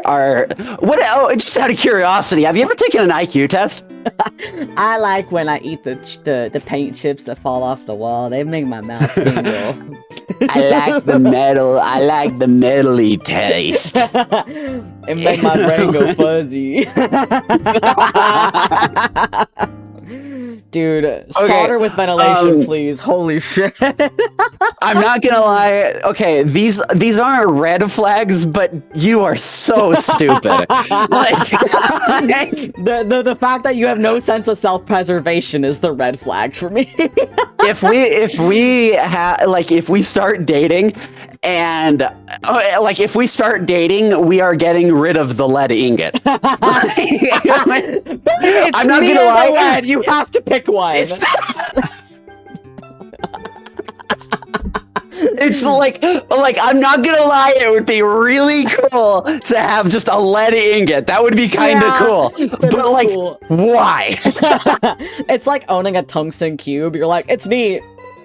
I literally own a tungsten cube. Dude, I want one so bad. I have. Okay, it's this little 1 inch tungsten cube, and it literally right now all it does is it weighs down my my charger on my nightstand so it doesn't fall off. It's heavy. It's okay because it's so small, it doesn't feel that heavy, but for its size, it's really fucking heavy. 1 cubic inch tungsten weight. Let's see. Okay. 1 cubic inch of tungsten. Okay, it weighs 0.7 pounds, which considering how small that is, yeah. Mm-hmm. Yeah. Yeah. It's really strange. It lifting having that tungsten cube, because my family used to have for a while would have kittens and then they would sell them off. Mm-hmm. It's about the same weight as a kitten. Kitten versus tungsten cube. They're both a kilogram. Kitten versus tungsten cube. It's like hydrogen bomb versus coughing baby. But yeah, dude, that thing is like actually dangerous because it has sharp corners. And I'm not gonna lie, it was really fucking stupid, but like, because I have like ADHD, I can't sit still for like 2 fucking seconds. When I had it on my desk, I would toss it between my hands. Did you ever cut yourself? And then there was one time that I nearly crushed my balls with it. And I was like, okay, no, I should move this. Oh my god. I was like, I need to move this ball thing. Crushing tungsten cube. That thing's terrifying. Ball crushed by tungsten cube. Anyway. Okay, there was this one time that I got bored. I wish I could show you. There was this one time I got bored with the tungsten cube, and I have this coin that I keep on my desk, so I can flip a coin whenever I need to. And I just started bashing the tungsten cube into the coin. And now I have this coin. Remind me to send you a picture later. Yeah. I have this coin with just a bunch of fucking tiny indents where you can see the corner of the tungsten cube went in. I've completely ruined it. The tungsten bottom surgery. Oh, that's awful. Oh my god. Okay. Anyway, The solder man, please put on the mask. yeah. All right. My red flag is when I'm in a conversation and they talk about something I don't know or don't care about, I completely disengage from the conversation. That gives me very self-centered vibes, or very closed-minded vibes. I'm unsure how to feel. It's definitely not a green flag, but I don't know. I kind of understand I kind of understand because you don't know or don't care, and it can feel exhausting to pretend like you care. But also, like, that's the least you could do. Yeah. It depends on how often you do this. If you do this every single time they bring up something that you don't really know about or don't really kind of have you don't really have an interest in, but they're really passionate about it. If you do that every single time, I don't think that's good. Yeah, I was about to say, if it's something that they clearly care about and you disengage regardless, then that's a problem. Yeah. So yeah, like I said, I understand it, I can process and understand why you would do that, but it's still... It comes across red. Yes. Yeah. Yes. So, yeah, I'd say red. Yeah. My red flag is I ate my dog's treat one time. Was this from you? No, but I have done this. Okay. Yeah, this wasn't me, but I have done this, so... Yeah.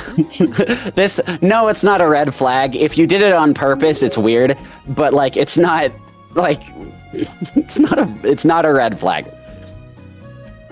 Oblivious, one sec. Right before our final one. Thank you. Let me go see what that was. Oblivious, thank you for the 50. I appreciate that so much. Thank you. What the heck? Yeah. Oh my god, the generosity base. Damn, you're getting bank this stream. I'm gonna get this doesn't happen super often. I'm gonna have to get a lot of art of us having sex. Yeah.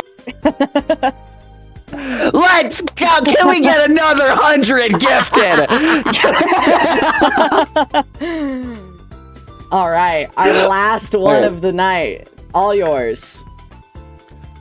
My red flag is... Oh wait, shit. There we go. Okay, this is the actual last one.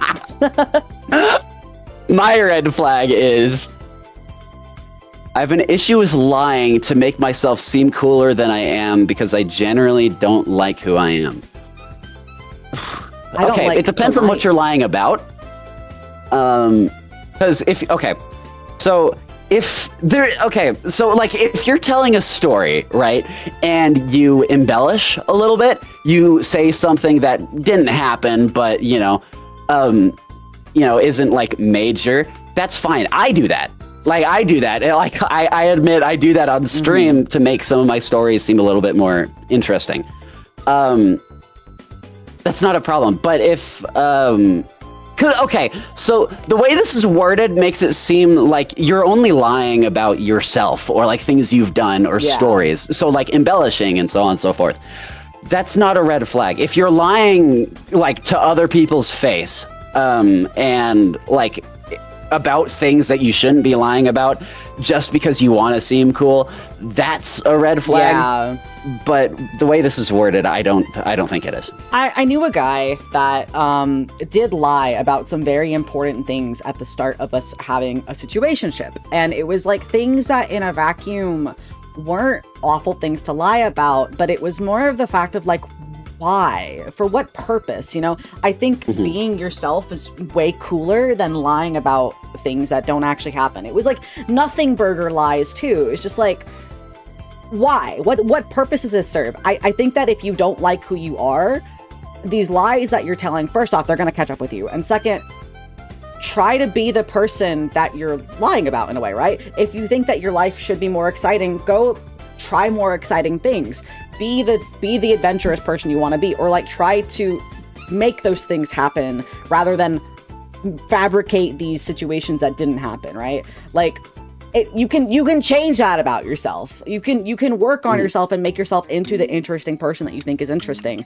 You just have to put in that effort to do so. Don't waste the time lying about it, because once the people find out you're lying about it, they're not going to trust you. Yeah. Especially the biggest thing to me is the size of the lie. Like, if you're like saying some shit like you climbed Everest, or like you like saved a child from drowning or something like that, and that didn't happen, then that's kind of off-putting. Yeah. Like you seem to like, it makes you seem like you have an ego. Yeah. But if it's just like I said, if it's just little like embellishments, then that's not an issue.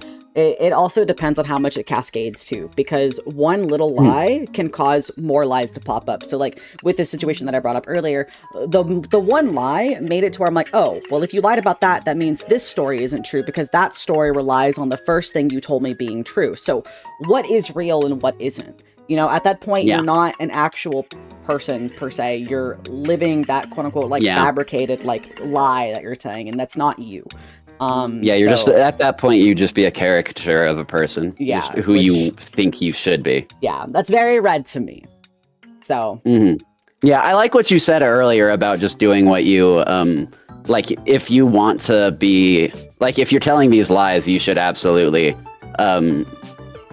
like, you should try to be the person you're lying about. I like that. I think that's a really good advice. Yeah. We did it. We did it! We had 31 red flags and 19 that were green. Some are beige, but you know. To TLDR, a lot of beige ones, work on your self-esteem and clean your fucking bedrooms. Yes. Biggest red flag, clean after yourself. And then just have self-esteem. Yeah. Stop saying sorry all the time. Say thank you. Yeah. It leaks into other people when you do that. Yeah. It'll make your relationships with everybody way better if you have a little bit of confidence, even if you don't think you're a cool person. Genuinely fake it until you make it. The more you tell yourself that you're hot shit, the more you'll be hot shit. Big agree. Thank you so much for joining, Ace. Thank you. Yeah, of course. It was so thank you so much for inviting me. This was a lot of fun. I enjoyed that a lot. I'm glad. I really like bringing people on, and I'm like, all right, let's just like yap and talk shit for like hours. I want to mention that, like, before stream, I asked you how long you thought this would be, and we are nearly twice that now. I know. I only thought this would take like 2-ish hours. We went really in depth about ketchup. Yeah, we did. We did. Way too in depth. We didn't even start the questions until like an hour in, and I'm like, oh, we're gonna be here for a while. Yeah, because like I don't know, you're just really fun to talk to. So it was a lot of fun to sit here and yap with you. We should do this. Thanks. It was a lot of fun. I enjoyed it a lot. Thank you so much for inviting me. Thank you for being here. Did you have somebody that you wanted to raid? Let me see. Do I have anybody? Any friends live right now?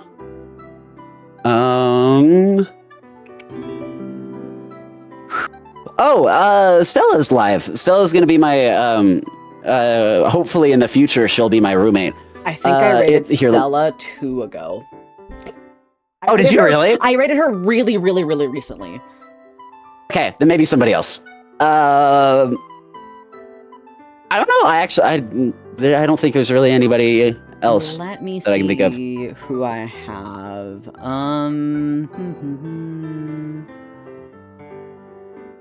I haven't rated Kako for a bit. Oh, let's rate Kako. Yeah, I love Kako. Yeah, and Kako's partner pushing too, so this will definitely help. My head is massive. Hell what have yeah. you done to me? And I was bald too, apparently. All right, we're gonna go. You didn't notice? Yeah, no, I didn't. I was tabbed out. All right, we're gonna go raid Kako. We're gonna be very nice and very kind, and then awesome and epic. Here's our raid message as usual. Join my Discord and follow Ace if you're not following Ace, because he's the coolest fucking person ever. Thank you. Thank you. Can we get another 100 gifted before we leave? Go get him 100. Go get him 100. I've gotten too much tonight. Give him some. Give me $500 right now. I'm gonna blow it all on gambling. Gambling? I only know gacha. Hey, what was that? What? I saw that on a shirt today. Jesus Christ. Was somebody wearing it? No, I saw it on a shop. I've been trying to buy more like thank God. small creator fashion, and that was what I saw. Please do not buy that. I will never stop making fun of you. I'm gonna buy it, and then I'm gonna show up at some point when we like if we all get together and hang out. I'm gonna wear that. We're gonna in the art that he commissions, he's gonna be wearing that, and I'm just gonna be fucking disgusted the entire time. Bye guys, stay fucked up and evil. Bye bye.